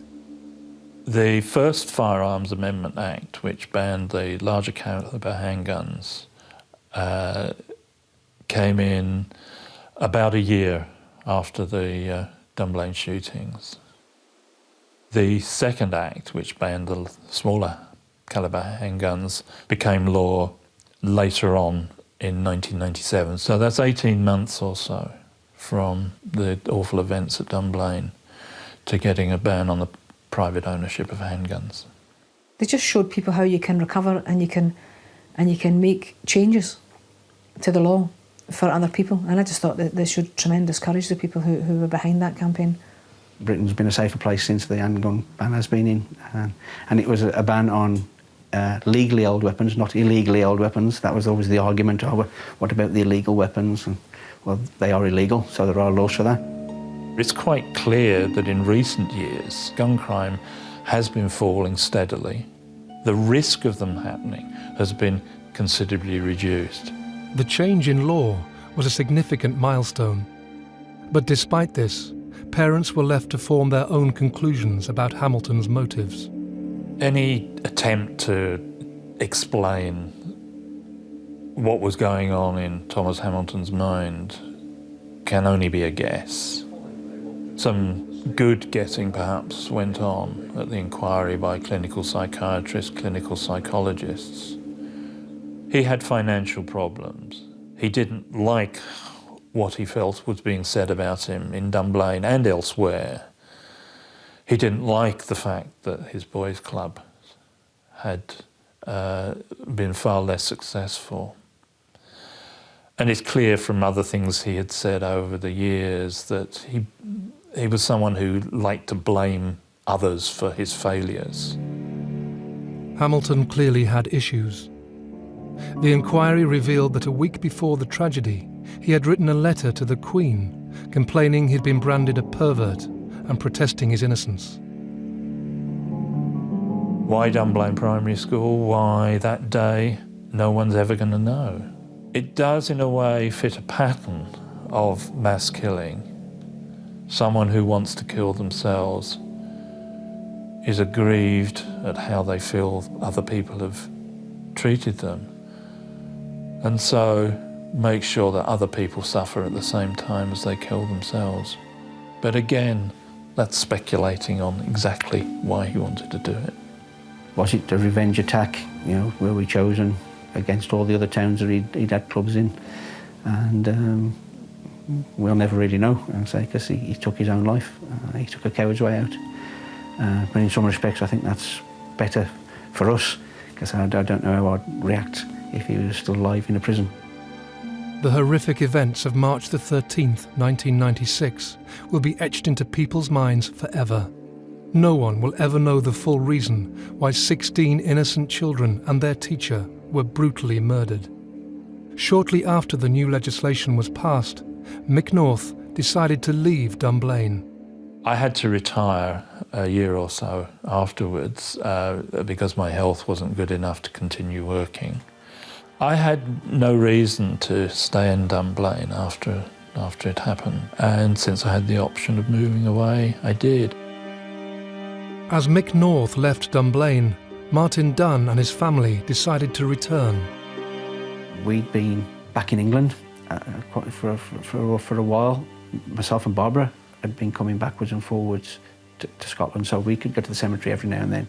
We decided that being away in England was not working for us, so eventually we made plans and we came back to Scotland. We've been here ever since, and for us that was the right decision. The community of Dunblane has tried hard to move on from the tragedy. Shortly after the mass murder, the gymnasium at the primary school was demolished. But for those who witnessed the horrors of that day, nothing will erase the painful memories. Life had changed for all these other children as well, because children who have witnessed something, who have got that as a memory. I mean, no child should have to see that, and they have that as a memory. If you ask someone to talk about their childhood, these children have that as a memory, that day and that week and those kids that they lost.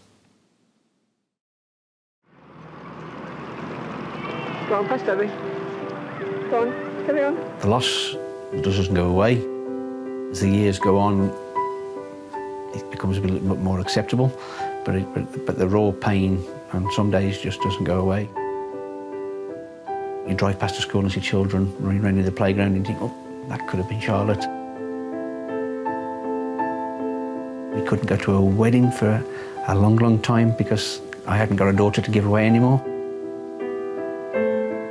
there's always a huge hole there. And, you know, that's never, ever going to go away, no matter what I do. We'd have loved her whichever way she would have turned out, but we'll never know. There are those memories and reminders here that trigger those what-ifs. It would be very hard to say exactly how much I miss Sophie. I can think of so many wonderful things that we could have done over the years. Get upset. We have good memories. We remember things that we did as a family. Sledging down the hill with a granddad.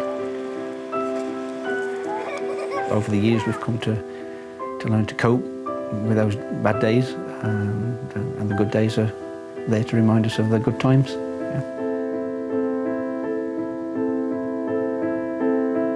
I don't know how well I would have dealt with a teenage girl on my own. However, I would have loved the chance to find out.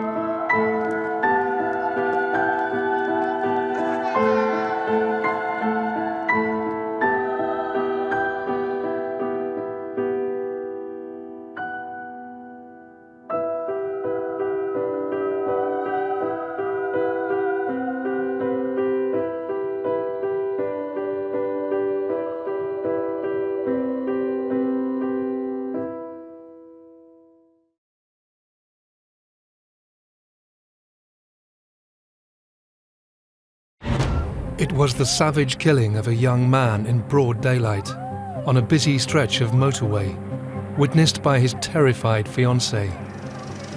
The killer, a high-ranking career criminal who had killed before. A stunned nation was gripped by the horrific road rage murder of Stephen Cameron as it made headline news.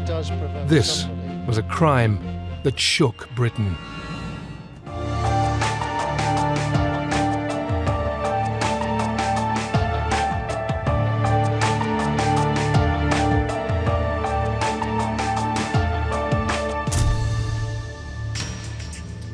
The 21-year-old electrician Stephen Cameron was in the prime of his life. But on the 19th of May 1996, a lethal confrontation on a busy M25 motorway slip road would cost him his life. Police are describing the attack as a case of road rage. They're appealing for witnesses to the murder, which happened earlier this afternoon on a slip road between the A20 and the M25 near Swanley in Kent. Kent police launched a huge investigation, sparking an international manhunt to bring Stephen's killer to justice. This is the story of the brutal murder of Stephen Cameron, told from the inside through the eyewitness accounts of the family and the detective at the heart of the case.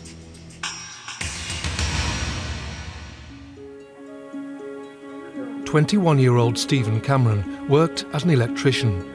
He was fun-loving and had a winning personality. He was always teasing everybody. He was a very touchy-feely person. He had a way of coming up behind people and putting his arms around them and cuddling them. He always showed plenty of love. My Stephen had a fabulous personality. His attitude to life was absolutely fantastic. He was kind, generous, funny. He was my best friend.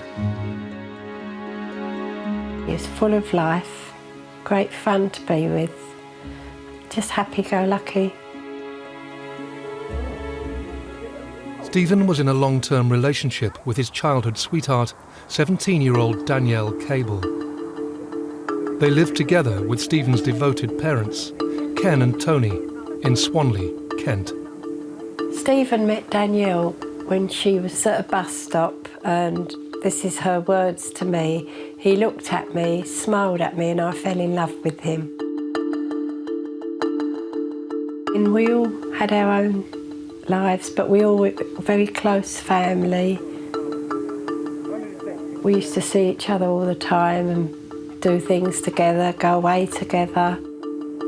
We just had a perfect life. You just take it all for granted. It just seemed to us a normal, happy family life. Stephen and myself, we used to go to golf, go and play pool. Where I worked, that's where Stephen done his training, and I used to see him every day, all day. He was always coming around, Dad, you haven't got £5 of it, I'm going to go and have some lunch. He used to tease the life out of me. We was really, really close. In December 1995, Stephen had planned a memorable Christmas. Christmas Eve, he came home and he'd bought her a ring. He just showed it to me and I said, oh dear, she doesn't even know. And he went over and see her mum and dad that evening and they were happy about it. So it was a really lovely Christmas that we spent together. They were looking forward to getting married later on and just having a happy family life together. Stephen and Danielle were making plans for their future. He was starting his own business with his cousin. They were starting up an electrical business together. Him and Danielle and his best friend Darren were moving in together. They'd rented a house in Chislehurst and they had everything to look forward to. He had his life ahead of him and he was so happy. But this happy family life would soon be shattered.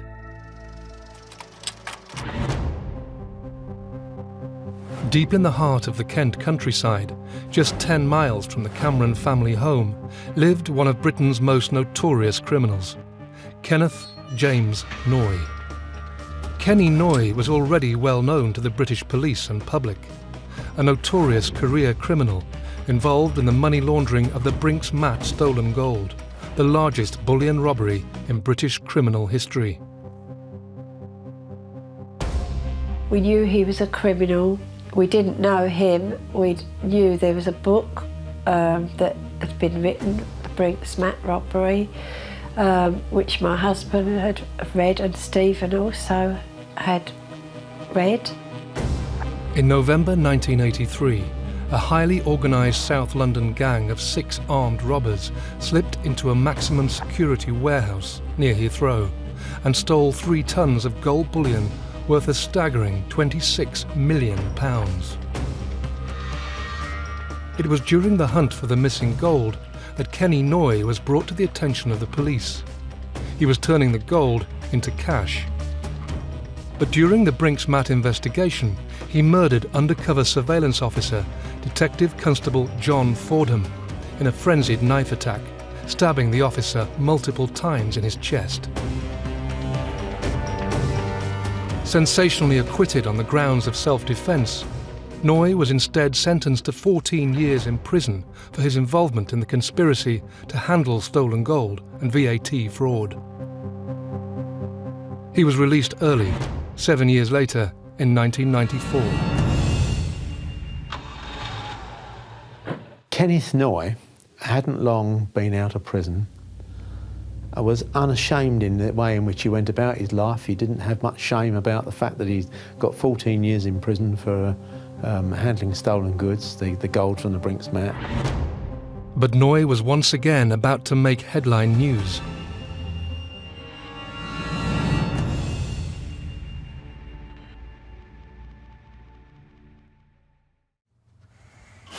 It was a seemingly normal Sunday morning at the Cameron family home. Because they'd been out the night before and Stephen had been drinking. I control myself. That morning, I had my 2 little granddaughters staying.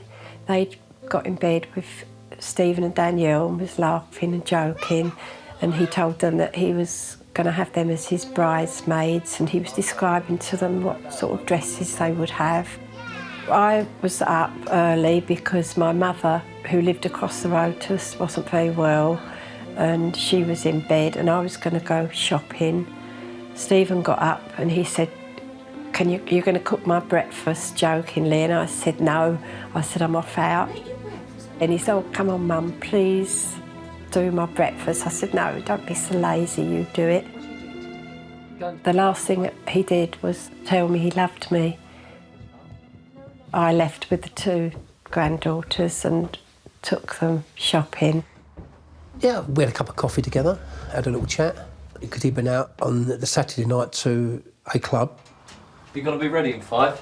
Yeah. As Stephen and Danielle got ready, they discussed their plans for the day. Stephen was going up to London to buy some bagels for all his friends. They were all going to a football match that afternoon to watch Danielle's brother play football. Stephen suggested to Danielle that she drive the Bedford van. I'm going to drive. You'll be all right. Danielle was driving because they'd been out the night before and Stephen had been drinking. Danielle, never driven on a motorway in her life. She'd only just passed her test. Stephen decides that, Danielle, you can drive the vehicle, we'll go out and get some shopping. She was very reluctant to do that, but accepted that perhaps to please him she would drive it and get a motorway driving out of the way, as it were, but she wasn't very happy about it, especially a van. It was on a Sunday, it was about 1:10 I was watching the Monaco Grand Prix. Just started the warm-up lap and Stephen went off with Danielle. As they set off from their home to drive to London, they were unaware of the danger ahead of them.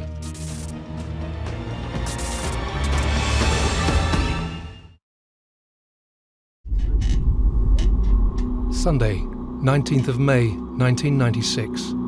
Stephen Cameron and his fiancée Danielle Cable were planning to meet friends. Having been out drinking the night before, Stephen suggested that Danielle should drive his van. A reluctant Danielle agreed, and they set off from their home in Kent to travel to London on the M25. Stephen was on the phone to his best friend, Darren, who he'd known since he was about 4.5, and they were going to share the house together that week they were moving in. They drove down Beechenley Lane, where they lived, and turned left onto London Road, heading towards the Swanley interchange and the M25 motorway. So she drives onto the motorway at the Swanley interchange. We think she cut somebody up or had taken someone's road. The Land Rover Discovery pulled across the front of the vehicle when they stopped at the traffic lights just prior to joining the motorway. Outraged by this late lane change, the motorist stormed out of his Land Rover and approached the van. Stephen and Danielle had never seen him before. It was convicted criminal Kenny Noy.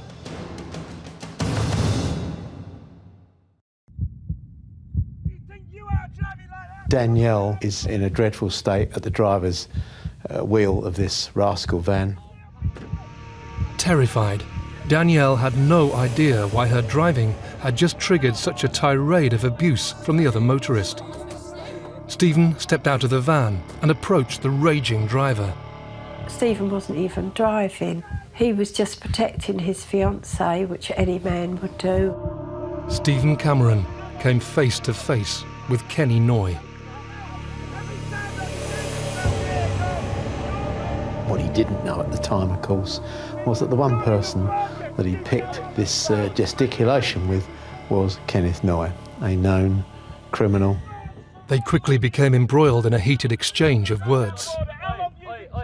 There is a confrontation between Stephen and Kenneth Noy at the front of the rascal van, of which Danielle saw the lot. But the disagreement soon turned to physical violence. The first punch would appear to have been thrown by Kenneth Noy. Stephen instinctively defended himself. But whatever happened, Kenneth Noy was getting the worst of the confrontation that effectively he'd chosen to have. In a desperate bid to help her fiancé, Danielle frantically tried flagging down other motorists. Over 30 vehicles passed, but no one stopped to help. But it soon appeared that a younger, bigger and stronger Stephen had managed to defeat Noy. Instead of leaving, instead of just going, he goes back to his vehicle, to the passenger side, and comes back as Stephen's coming back into the rascal van with what we now know is a knife. Danielle is screaming at Stephen, he's got a knife, Steve. Stephen turned away to walk away, and the man went back and got a knife. And the next thing you know, he's stabbed by Kenneth Noy, fatally in the heart. Noy twice plunged the knife into Stephen's body, puncturing his heart and liver.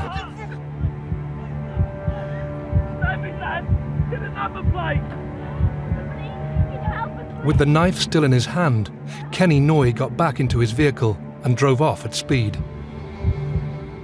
Stephen had collapsed in Danielle's arms, covered in blood. The only person who had the presence of mind to think about getting the registration number of the Land Rover Discovery was indeed Stephen.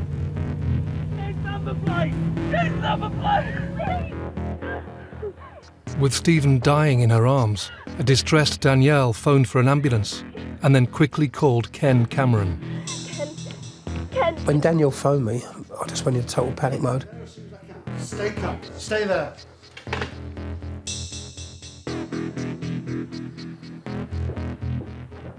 I don't even remember driving to the roundabout. I just got in the car and went. I just got there and I see Danielle and she was as white as a sheet. She was really, really white, pale, and she was shaking like a leaf.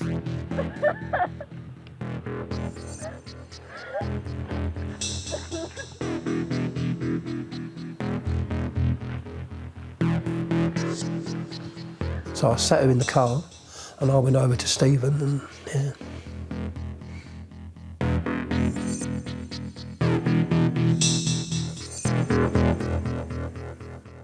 Within minutes, paramedics arrived on the scene, but they were too late. I just looked at him and just knew he was dead.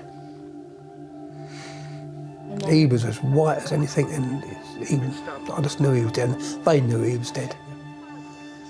That's an image that's actually burnt into my head. I can still see him laying there. I was numb. My body just felt totally numb.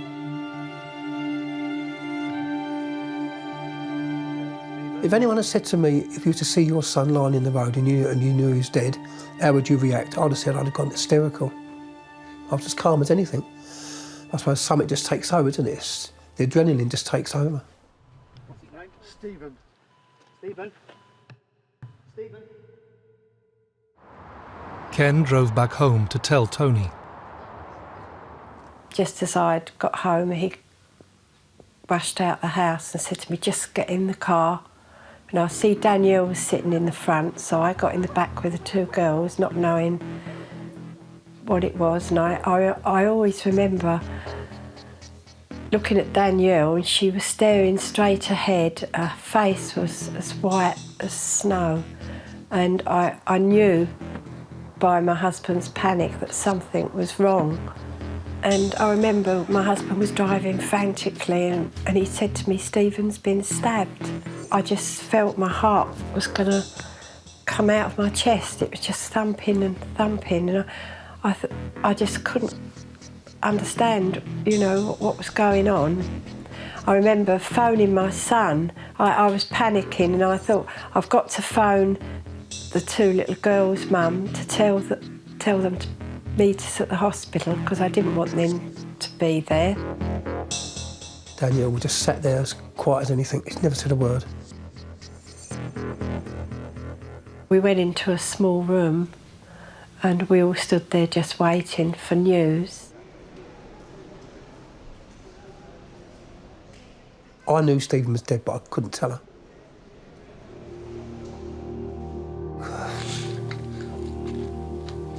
I just couldn't tell her.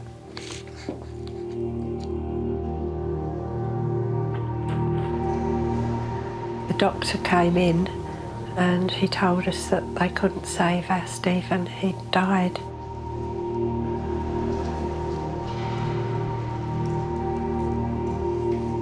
I couldn't speak, I couldn't do anything. I just remember feeling numb.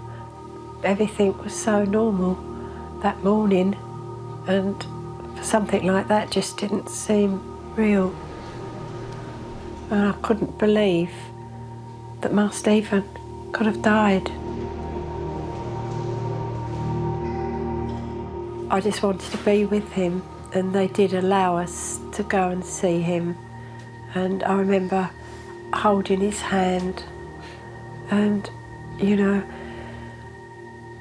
I don't know how I felt. I just felt numb. I still can't believe that it was him laying there. I can't think how my husband must have felt, because he actually saw him. I was spared that, but I wish I'd have been with him though, because it'd be nice as a mother to be with him at that time. But the one thing I always stuck in my mind, I could never remember seeing any blood. I could never remember seeing any blood at all. And he must have been covered in blood, quite truthful. Don't remember, it must be blanked out.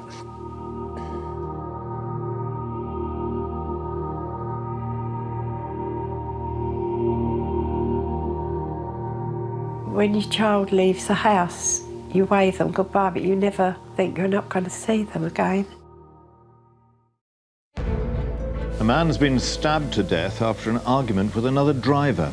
Police are describing the attack Stephen as a Cameron case of from road Swanley was killed in front of his girlfriend during an argument on a motorway slip road. Danielle, whose surname isn't being released by the police, had been engaged to Stephen for 6 months. The shocking headlines the following day horrified the nation. There was stunned disbelief that a motorist could kill another over an argument about their driving. Kent police quickly mounted Operation Quern to hunt down Stephen's killer. It was one of the biggest criminal investigations in terms of resources for the Kent police that we've ever had. We had something like in excess of 30 witnesses who had been using the motorway, that junction, at the time, and each of them saw different parts of what happened. Danielle, of course, saw everything that happened. He was driving a Land Rover when I came up. Out of all the witnesses that we had that saw, if not all the incident, but part of the incident, none of them got the whole registration number. None of them. With no vehicle registration number, Kent police were struggling to identify the killer. Had Kenny Noy managed to get away with the stabbing?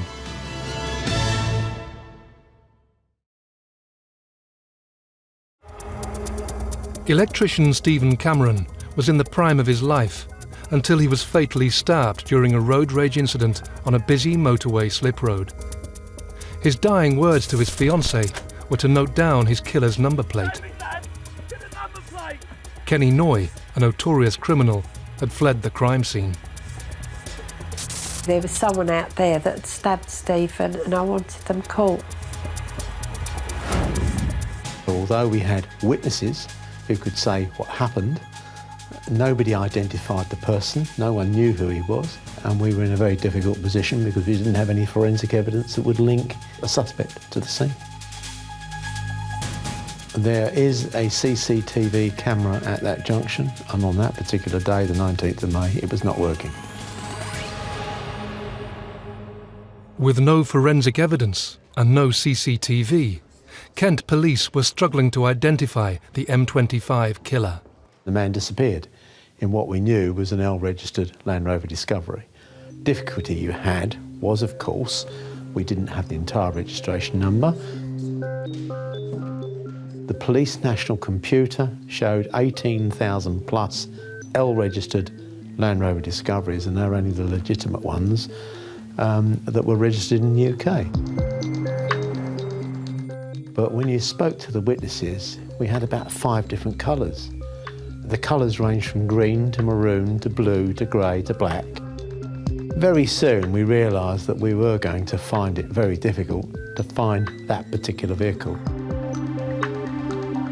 If you don't have that significant lead for a named person within the first 48, 72 hours, you know it's going to be an uphill task.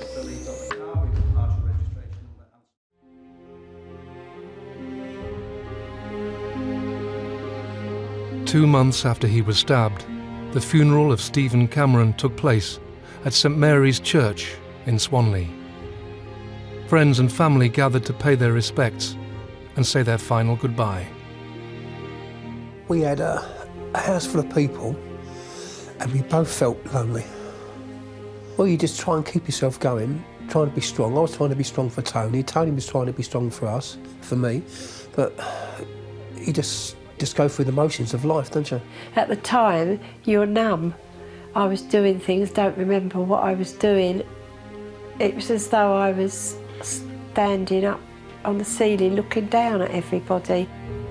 After Stephen died, I tried to get on with my life the best I could. It was very, very difficult. I just couldn't work anymore. I needed a nervous breakdown. I just couldn't face going to work. I couldn't cope with work. If it hadn't been for Tony, I don't know what I would have done because she was an absolute brick. The grieving family's focus turned once more to the police investigation and finding the M25 killer. There was lots of points where you think that he isn't going to get caught, he isn't going to get found. And that was the worst part, not knowing where he was. We wanted him caught.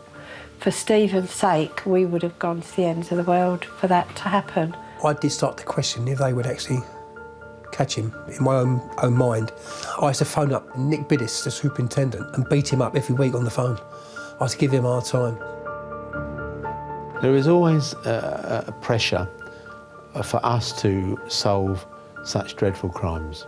There's pressures both from the police, as it were, the public, the media, and especially the family. I mean, Danielle's lost a fiancé. Ken and Tony, of course, they've lost a son.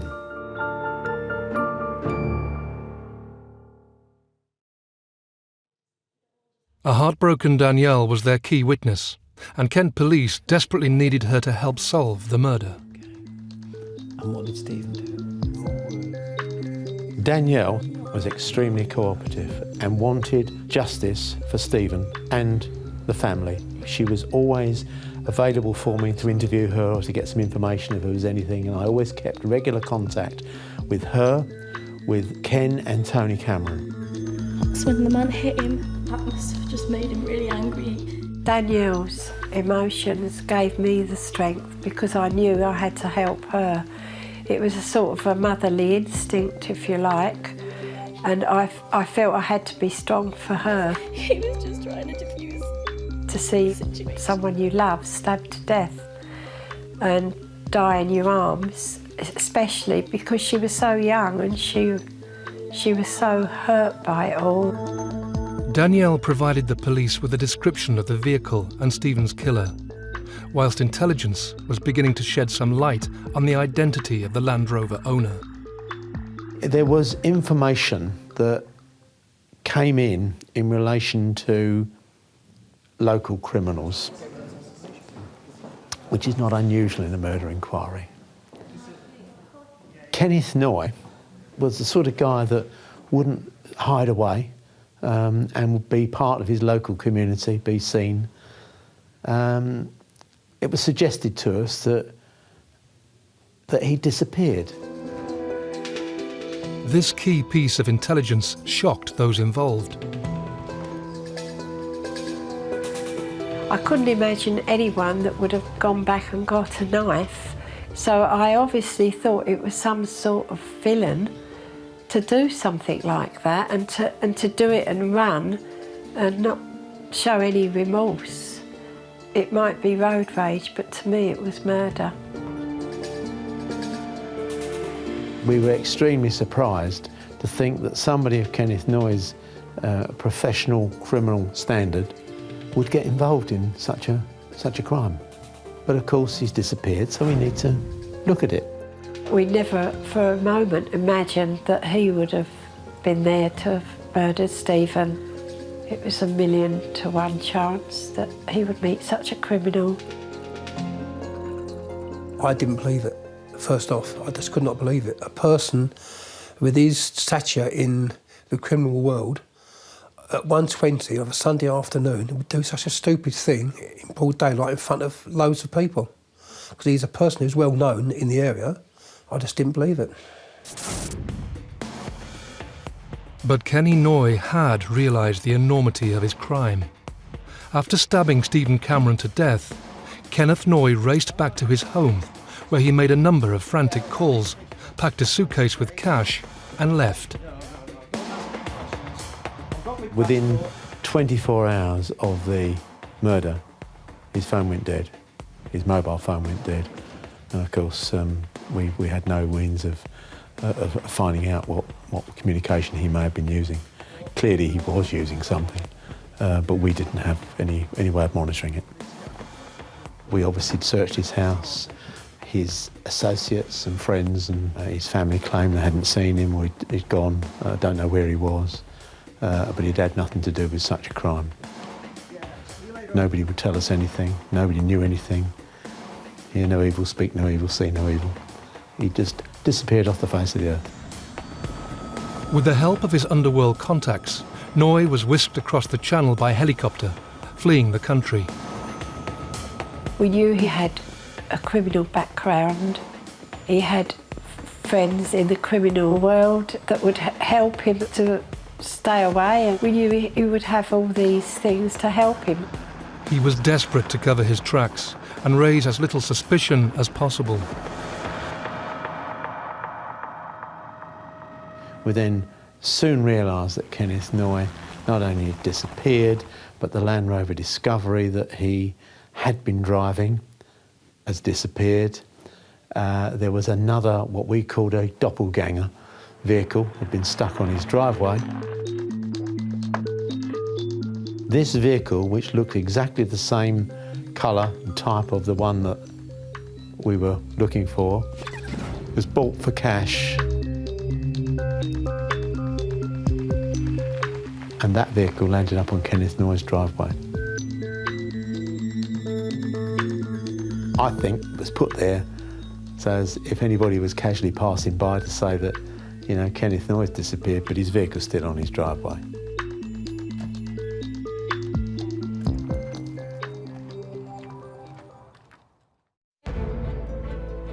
Very quickly, the press discovered the identity of the prime suspect and took a renewed interest in the story. The press found out that we were looking to try and find Kenneth Noy, who was well known in media circles, and therefore it was a good story. Sells papers. You guys, I'm going to put you in charge of dealing with all the witnesses. Your book is mine. I think the police knew or thought it was Kenneth Noy from about 2 weeks after Stephen died. And they were just looking for him. But I don't think they wanted it broadcast. I didn't really want his name mentioned at all, because I knew that it could potentially harm any fair trial. No matter who the defendant is, they're entitled to a fair trial. And the next thing you know, it's on the Sunday papers, pictures, everything. Kent Police are after Kenneth Noy in relation to the M25 murders. Does anybody know where he is? I found out Noy was the chief suspect when I brought the News of the World one Sunday morning, in which they was totally outrageous. They shouldn't have done that.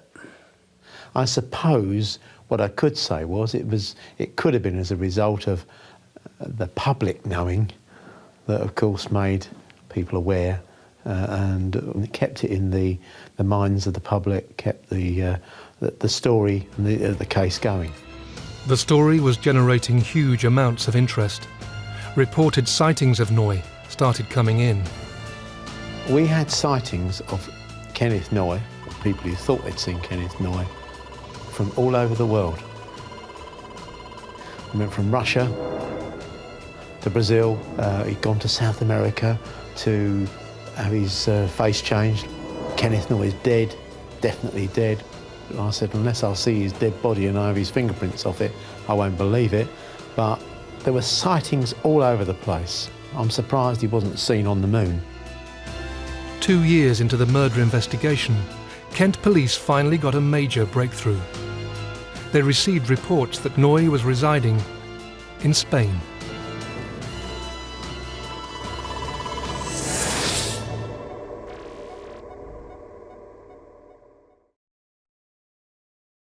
Noy kept a very low profile and, of course, changed his identity with a new passport in the name of Green. His lifestyle was one where he was living in a very remote house.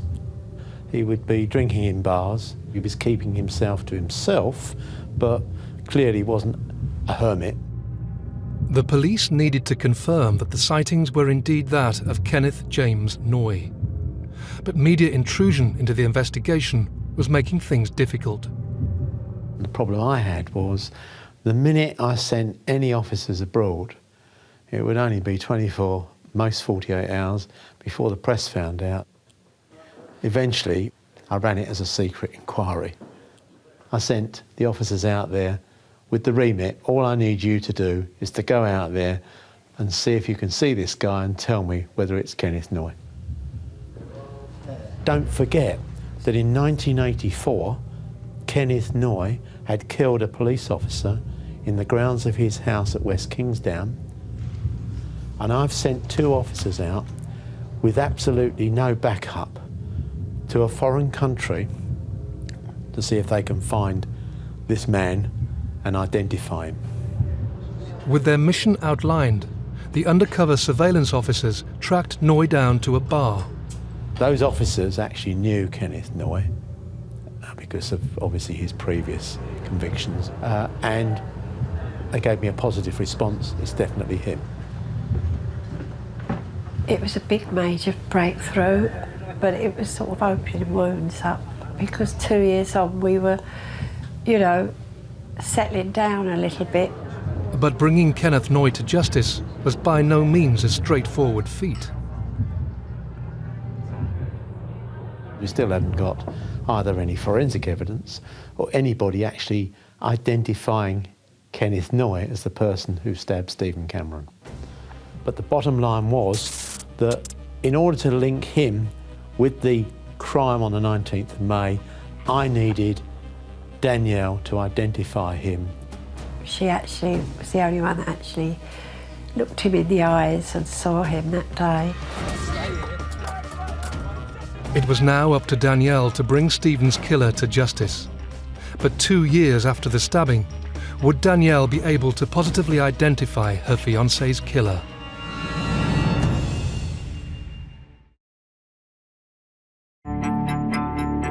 After fatally stabbing Stephen Cameron on a busy motorway slip road, notorious criminal Kenny Noy fled the country. It sparked an international manhunt to bring him to justice. Having finally located Noy in Spain, Kent police now needed to positively identify him as Stephen's killer. There was only one person who was capable of doing that, the only person who witnessed the entire murder, Stephen's fiancée, Danielle Cable.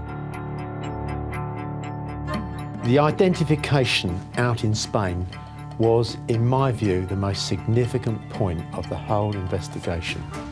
Clearly, if she didn't identify the person out there, who we knew was Kenneth Noy, as the person who had killed her fiancé, Stephen Cameron, then the whole case in terms of Kenneth Noy would have fallen apart. And I kept regular contact with Danielle, told her that at some stage, Danielle, it may be that you have to go somewhere outside this country and you may have to try and identify the person responsible. When the police came round to see us and inform us that Danielle had actually been taken away on a plane to identify the suspect, it came as a shock because we had no idea that they were that close to catching him. He didn't tell us where. He just said Danielle was on the plane as I speak to you at the moment. We think we found him. I was elated. Cried my eyes out. Oh, I was really concerned. I was really worried about her because I knew she would be upset. I knew she'd be frightened.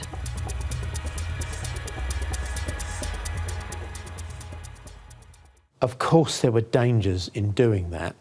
There were dangers for her welfare, so much so that when we eventually decided that she'd have to go out there to do this, I decided to do it in as public an area as possible.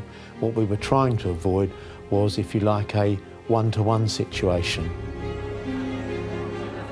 Fortunately for us, we went out to a restaurant where it was absolutely packed.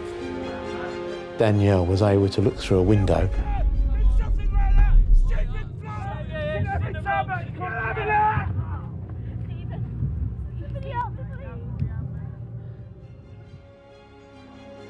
And she was positive in her identification. Nick Bidis phoned us and said, "We've got him, she's ID'd him, it's him." And we were just, you know, so relieved. It's about 2 years after Stephen died, which was an eternity, but it actually found him. We were then able, as a result of that identification, to obtain a warrant for his arrest in the UK. Within 24 hours, Kent police were granted a warrant for Kenny Noy's arrest. Kenneth Noy was a creature of habit, and he was a person who frequented much the same bars in the Barbat area, and he was located in a particular bar where he was sitting outside on the seafront, and he was accompanied by a young lady. The Spanish authorities were actually fully briefed as to Kenneth Noy's previous convictions and his previous history as regards his violence towards officers, and they, I can assure you, took no chances when it came to arresting him. He was very quickly grabbed, immobilised, handcuffed and taken into custody. With Noy arrested, the process for his extradition back to the UK began, a lengthy process that would take a year to complete.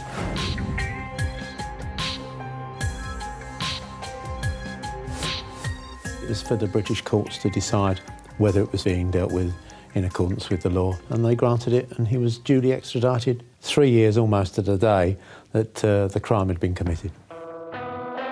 Initially, he claimed he had nothing to do whatsoever with the incident on the M25 on the 19th of May and knew nothing about the murder of Stephen Cameron, and that the British police were after him because of him being acquitted of murder of a police officer. That was his claim. That is the problem. That is the problem with everything that happened last time.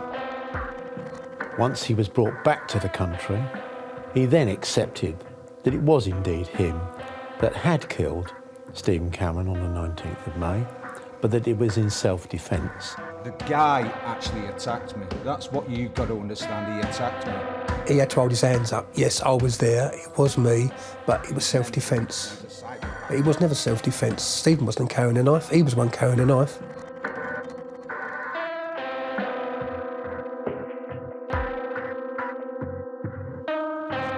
"4 years after killing Stephen Cameron, Kenneth Noy stood trial at the Old Bailey.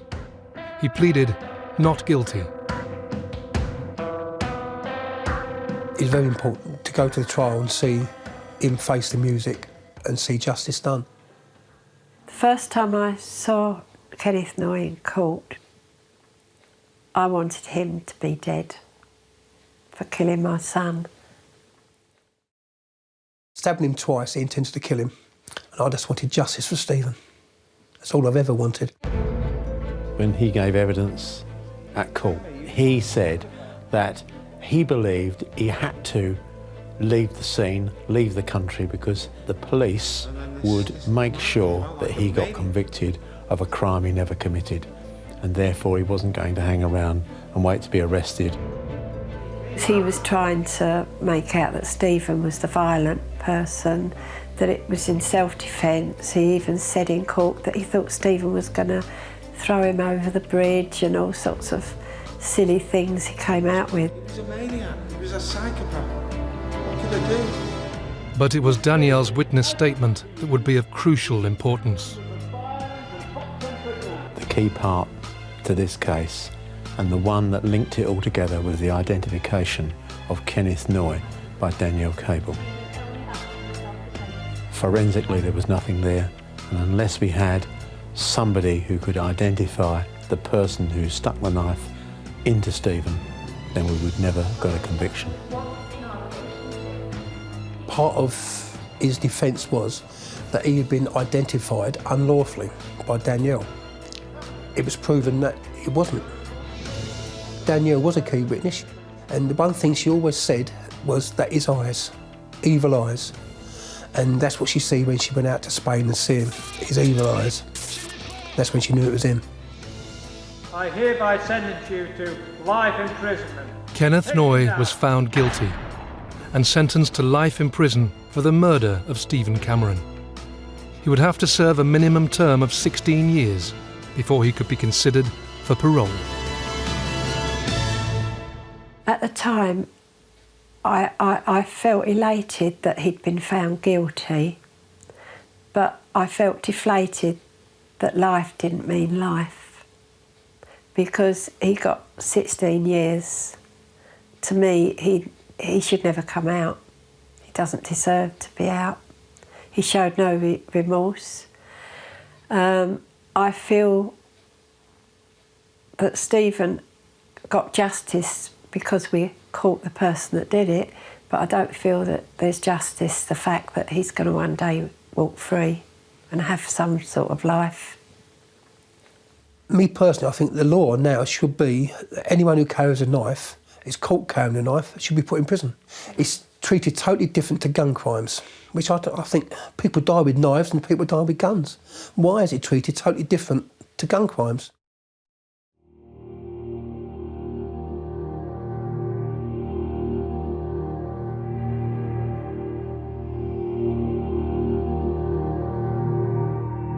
I don't know where she is now. I don't know what her identity is, and neither do I need to know. All I want to make sure is that she can get on and lead the rest of her life in a happy way and a content way. We haven't seen Danielle since 1998, and we absolutely loved Danielle. She was a wonderful little girl. She really was a wonderful little girl, and we both miss her.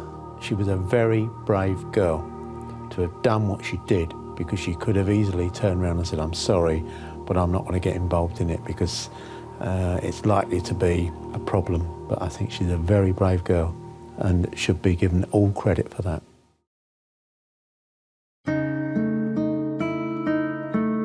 Stephen would have been a fantastic father, absolutely fantastic father. We'd have had fantastic grandchildren with him, which we've been totally denied by an evil man. You live your life, but you're not happy. Inside, your heart's broken. No one can mend that. Our son Michael can't even talk about Stephen. He can't face that his brother's dead. You know, but yeah, everyone's got on with their life, which, you know, we've had to go on with our life. You have to, don't you? Life goes on. But you don't stop mourning, you don't stop missing Stephen. I miss him every day, all day.